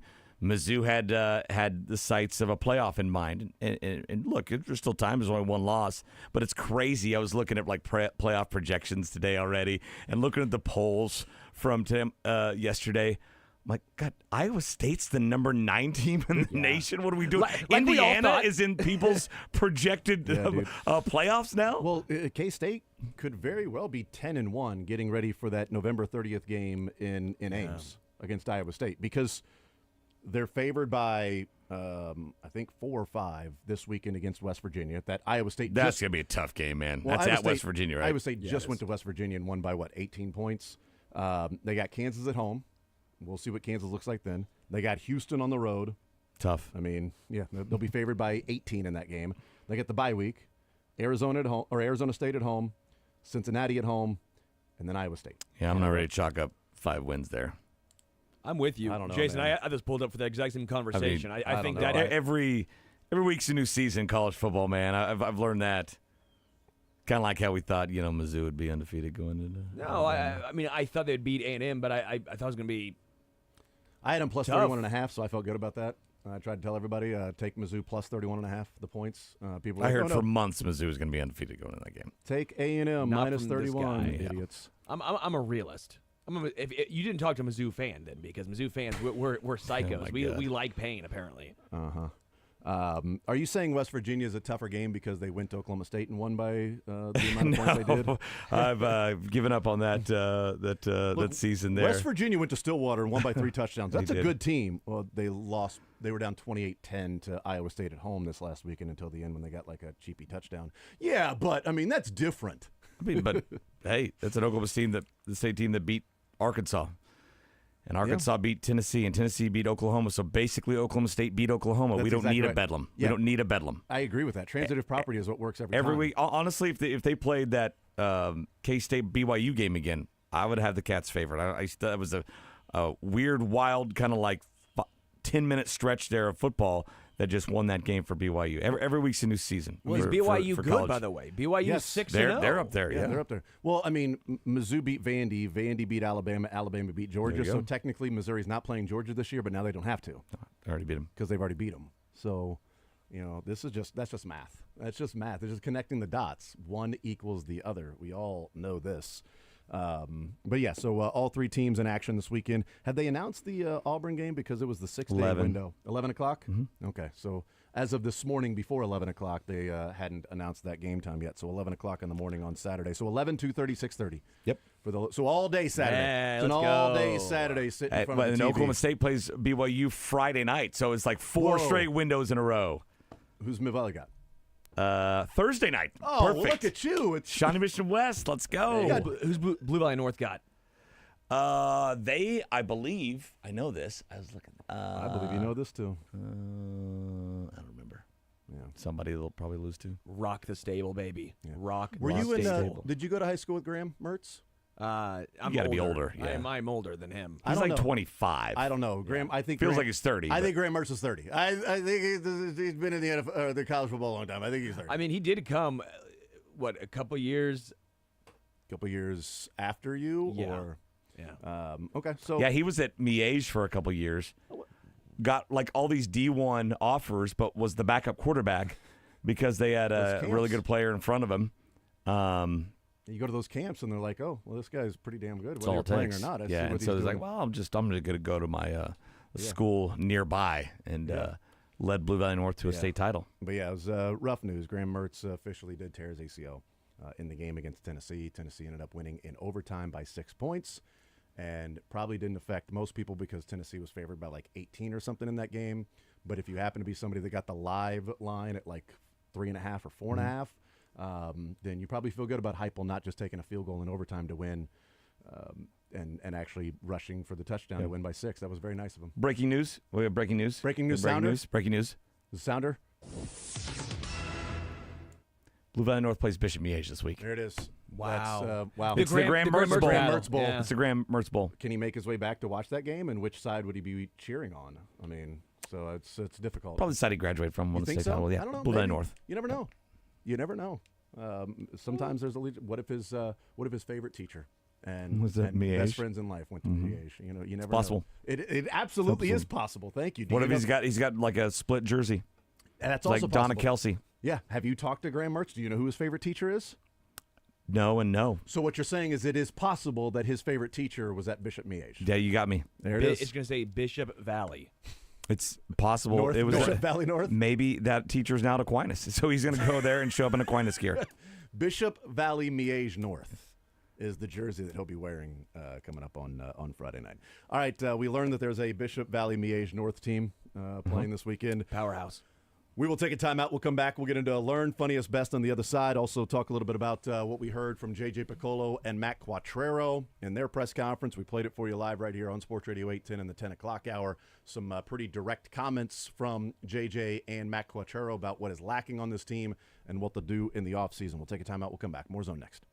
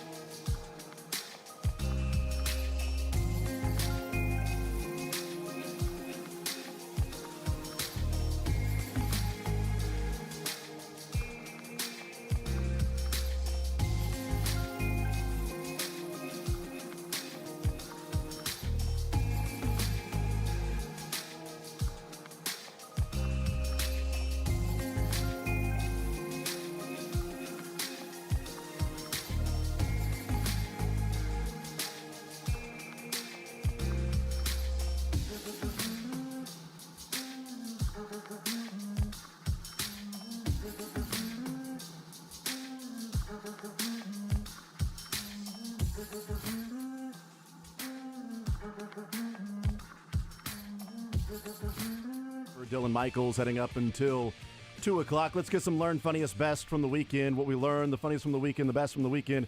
It is presented by Citywide Remodelers. If you're ready to turn your house into your dream home and upgrade your bedroom, kitchen, and bathrooms with top-notch craftsmanship, visit Citywide Remodelers at citywideremodelers.com. All right, we go around the room. What we learned this weekend, the funniest this weekend, and also the best from this weekend. Learned a couple things, which is nice because that's not typical for a weekend. But I learned that red zone isn't an issue for some teams. That's what I learned. Like that, red zone isn't as tough for some teams as it is for others. And I don't know that it's anything specific or local. I'm just saying, just in general, if there's a team that struggles in the red zone, other teams don't. Detroit, heading into halftime against the Dallas game last night, had 9 straight red zone trips result in a touchdown. Well, to be fair, Chiefs have 8 total this year. Against the Cowboys, all you have to do is hand off the football and have somebody run. I'm just saying, they didn't have 9 in the first half against Dallas. That was carried over but 9 straight red zone trips. I think they're scoring a touchdown on like 80% of their red zone trips this year. They had 9 straight. The Chiefs have 8 total red zone touchdowns. So it turns out it is not a problem for everybody. So how about that? That was cool. That was cool to see and to hear Andy Reid say that that's something they worked on in the bye week, is trying to figure out the red zone. They'll get it fixed. We'll look at it and get it fixed. It's deja vu. I've heard that from somebody before. This is the first time I've heard it from Andy Reid saying, it's penalties and self-inflicted. We'll look at it. We'll get it fixed. We'll get it fixed. We'll look at it. We'll get it fixed. Cleaned up. We'll get it cleaned up. That's right. You can't fix it. You can clean it up. In fairness, they have won back-to-back Super Bowls, so they have fixed stuff. Yeah, you're like me in the stands questioning that 4th and 1 punt. Yeah, you're kind of being the... We're talking about winning 3 straight, though. They were 19th last year. They are worse this year. 29th in red zone touchdown percentage Sterling, this year. If you want to just live in the past... They have almost as many interceptions in the red zone as they have touchdowns, I believe, right? I think it's 3-2 or something pretty like close, that. yeah. And they're still 5-0. So, yes, there's perspective for everything, Sterling. Thank you for bringing us back. Well, they get higher, maybe they lose. I don't know. I just know what going on right now. I think it's 3 touchdown passes against 2 interceptions. So throwing the ball, it's 50-50. Yeah. Well, running the ball has been, that too as well, apparently. But yeah, Detroit, I just learned that they're awesome in the red zone. Just how awesome, 9 straight trips. All right, what'd you learn, Sterling? You guys know Rupert Holmes, the guy that sang the Pina Colada song? I do now. I like Pina Coladas, that song. And getting caught in the rain. Pina Colada. Yeah. He's related to you? No. It's a story about cheating on your spouse. Yes, about cheating on your spouse. But I knew that. He's also an author. I read a book by Rupert Holmes, and I laughed. I go to my wife, I'm like, yeah, I'm sure this is the Pina Colada guy. After I finished it, they have like the story about who it was. Sure, biography, It's the bleeping same guy. This guy wrote the Pina Colada song like 45 years ago, and now he's an author. What's the book about? Was the book about spouses cheating on each other? No, it's a very whimsical book. Okay. It's a very whimsical. Your wife's not here. You can tell us what it really is. Yeah, it's a whimsical book about... It's called Mashley Addison. What's whimsical about it? What's the topic? It's called Murder Your Employer. Hey, Chad Boger's around here. Wait, Todd, for real? I'm not even kidding, but it's a whole like. Is that a tutorial or was it a book? It's both. That's the whole point. It's a joke. Is there a choose your own ending on it? No, but like it's a very whimsical book. If you want to kill your boss's boss, jump to page 76. But it's a very you want to kill somebody that may be your boss one day, jump to page 92. It's a very funny book, and I was like, no chance, the same guy. It was funny. My mom. Long story. Either way, same guy that sang Pina Colada song is an author, and he's a very whimsical guy. I've never heard of that guy. Rupert Holmes? I've heard the song. I learned. It's on my one-hit wonders sometimes. Sterling is reading about how to kill your boss. No, That's what I learned. it's like the same line as the Holmes. movie, but it's completely different. But like in book form, where it's very funny. Sure. Yeah. Yeah. No, I'll take your word for it. I didn't read it because I'm not trying to kill my boss. I'm not either. One of us. So I'm not sure. Well, you could be considered my boss, Jason. So British American composer, singer songwriter, dramatist, and author. Yeah. There you go. How about that? Mick, what'd you learn besides that this weekend? I learned Warren Sapp is on the staff at Colorado. I had no idea about that. Doesn't surprise me. But is that Warren Sapp? And they said, yes, that's Warren Sapp. Warren Sapp's on the staff. The broadcast answered you? with the graphic. Yes, they did. It's like they heard me. Is that Warren Sapp? Actually, Mick, yes. Man, Mark Jones, you're better than I thought. Said my name. That's amazing. Dylan, what did you learn this weekend? Mine is quick, also to do with Dallas and Detroit. I have a couple of those, but a 47-9 score was actually a scoregami this weekend. Was it really? It was. I did not know that. I figured that 3 field goals and 47 would have already been Some done. blowouts this weekend, too. Yeah, there was some rough ones. That was a scoregami. And you have another one about that game Later. Yeah, later. that'll be okay, my very best. good. All right, funniest for you, Sterling. Some guy on the X named Coach Jim Fuller tweeted, "I think Tua's first play back should be a QB design run to show the league he ain't scared." And Tyreek Hill quote tweeted that and said, "Who gonna call the next play?" Oh my God. Either implying that Tua's done or that the guy's getting canned. Yeah, the play caller would be fired. Would be That's what fired. he's saying. So I love that Tyreek. But that's a good point. It could be like what quarterback's going to call the next play in the huddle. That's what I say. It's either Tua is done, or it's who's calling the next play. I saw as a that. I coach. took it as Tua, but I guess it could be the other way, That's too. what I thought. So I think it's better if it goes as Tua. Same, yeah. Either way, I thought that was absolutely hilarious that the actual Tyreek Hill quote tweeted that and said that. So. All right, Mick, what'd you learn? This is funny, right? I mean, funniest. yes, sorry. This was funny as in peculiar. Just back to that K-State Colorado broadcast, they decided to have the other Avery Johnson on the phone live talking about the current Avery Johnson who's playing for Kansas State. I think it fell flat. It didn't really hit, but the basketball Avery Johnson? Yes, yeah, the former coach and player. When I give you the ball in the corner, shoot the ball. That guy. Yeah. And so I appreciate the creativity and pushing the envelope and everything, but it was just odd and it didn't really hit. And it was just, I'm like, hey, I'm wondering who the intern was. Like, hey, there's another Avery Johnson. Okay. We could get him on the phone and talk about this Avery Johnson at the same time. And how he discovered that he existed, because on Twitter, Avery Johnson was trending. Yes. And his kids and family were wondering why he was trending. Yeah. And they were like, oh, it's a different Avery Johnson. And here's the deal. If anytime, I mean, there's an AJ Green playing, you could get 3 to 4 guys on the phone that are famous AJ Greens. There's been a lot of them. Or Mike Millers. There's some Mike Millers. You could get Al Green and be like, sorry, Jason one letter off. Jason Williams. Yeah. AC Green. Dylan, what's your funniest from the weekend? We have the same one, so. Oh, we do? We do. All right, great. So our funniest from the weekend was NBA TV getting ready for the Golden State Warriors game on Saturday night, and Chris Miles is the host. Sam Mitchell is the color analyst, and there's clearly some history between these two on the set, but Chris Miles is the host. Sam Mitchell is the one that sort of loses it a little bit, and I don't know if he's been fired by now or not, but here is that interaction on Saturday night before the Golden State Warriors game. What do you think about the fact that Steve Kerr doesn't get there as head coach? Yeah, I saw that. The coaches don't get medals. I guess it just tells you what international, how they value coaches. Not at all. I'm surprised. How do coaches don't get a gold medal? I'm surprised coaches get a paycheck for this show. You know, I think like maybe you should do this pro bono, my friend. You know, last time I looked at my check, it's pretty close. So hey, I'm taking donations. Why don't you come up off some of that money you got, since you're over there bragging about it? I'm not bragging about it. Well, I mean, yeah. Oh, I'm sorry. Did you rent your beach house out down in Florida during the hurricane? Or do I need to go on? How about your townhouse over in Buckhead? Hey, what's going on here, Sam? You want to call me out? I mean, come on. You screaming broke and hungry, let's just see it. Live on NBA TV. I know what you have and where you live, young fella, so you need to stop. I think we have snitches on the show today. No, we don't have snitches. We have Sam truth tellers. Mitchell. We have truth tellers, so you're the one who crying poor and destitute up here. Do I need to keep going on further, more and more? Or do you want me to stop right now? Go to this game between the Sacramento Kings I done told and the you, Golden young fella, State Warriors. you're going to stop messing with me on national TV. I done told you about that. Hey, do I need to give out the address? Because you're not at home right now. Warriors rich in history of championships and now an Olympic gold medal. 68 North Point Drive, Oh, God. Sandestin, Florida, huh?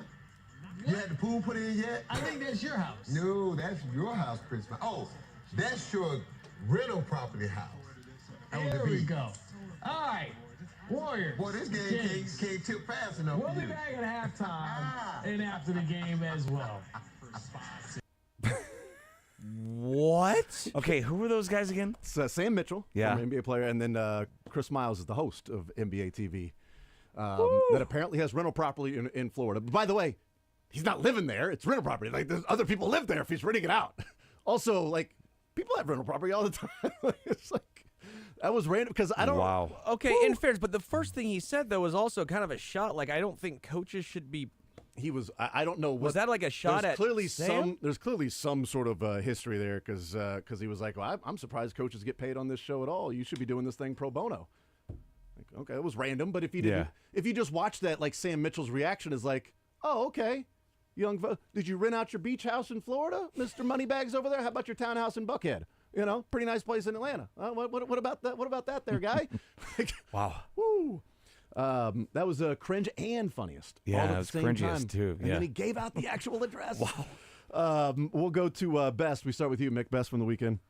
The Cowboys, towards the end of the game, tweeted out 93,644 fans, and it was a picture, and they had, if you zoom in, they had blurred out the scoreboard, and the Lions respond, is it just us, or is the scoreboard a little blurry? Yeah. They had blurred out the score because it was a blowout. Amazing. I saw that, too. That was mine, too. But I'll add on the one guy's tweet where he took account of all the trick plays that they were doing because they were just basically not taking the Cowboys serious whatsoever. So Yes. My best was Blasters last night was awesome. And can we play clip number 2 in there? This is Calvin Ridley. My best is Calvin Ridley, who makes sure to take full accountability for the fact that he had no catches in this game. And the last 2 weeks, he's had like 1 catch. The last 3 weeks, like a couple catches. 8 targets, no receptions in the game yesterday. Full accountability from Calvin Ridley. I had targets in what part of the game I had targets? Fourth quarter, a lot of them. All right, then. So I need some in the beginning of the game, too, then. Like, getting crazy for me. So I'm just, it is what it is. But I suck today. I got to be better. But I got to get the ball a little earlier in the game so I can be in the game and here with the team so I can play well also. He sucked today. He said he sucked today. He said, I sucked today and I got to be better. So that was full accountability from Calvin Ridley. That's what I heard from that. Best for you, Sterling? Colorado K-State game. It was good. That was electric. One of my favorite college football games I've watched in a long, long time. It was a fun one. We'll take a timeout. We'll come back and continue rolling. More Zone next.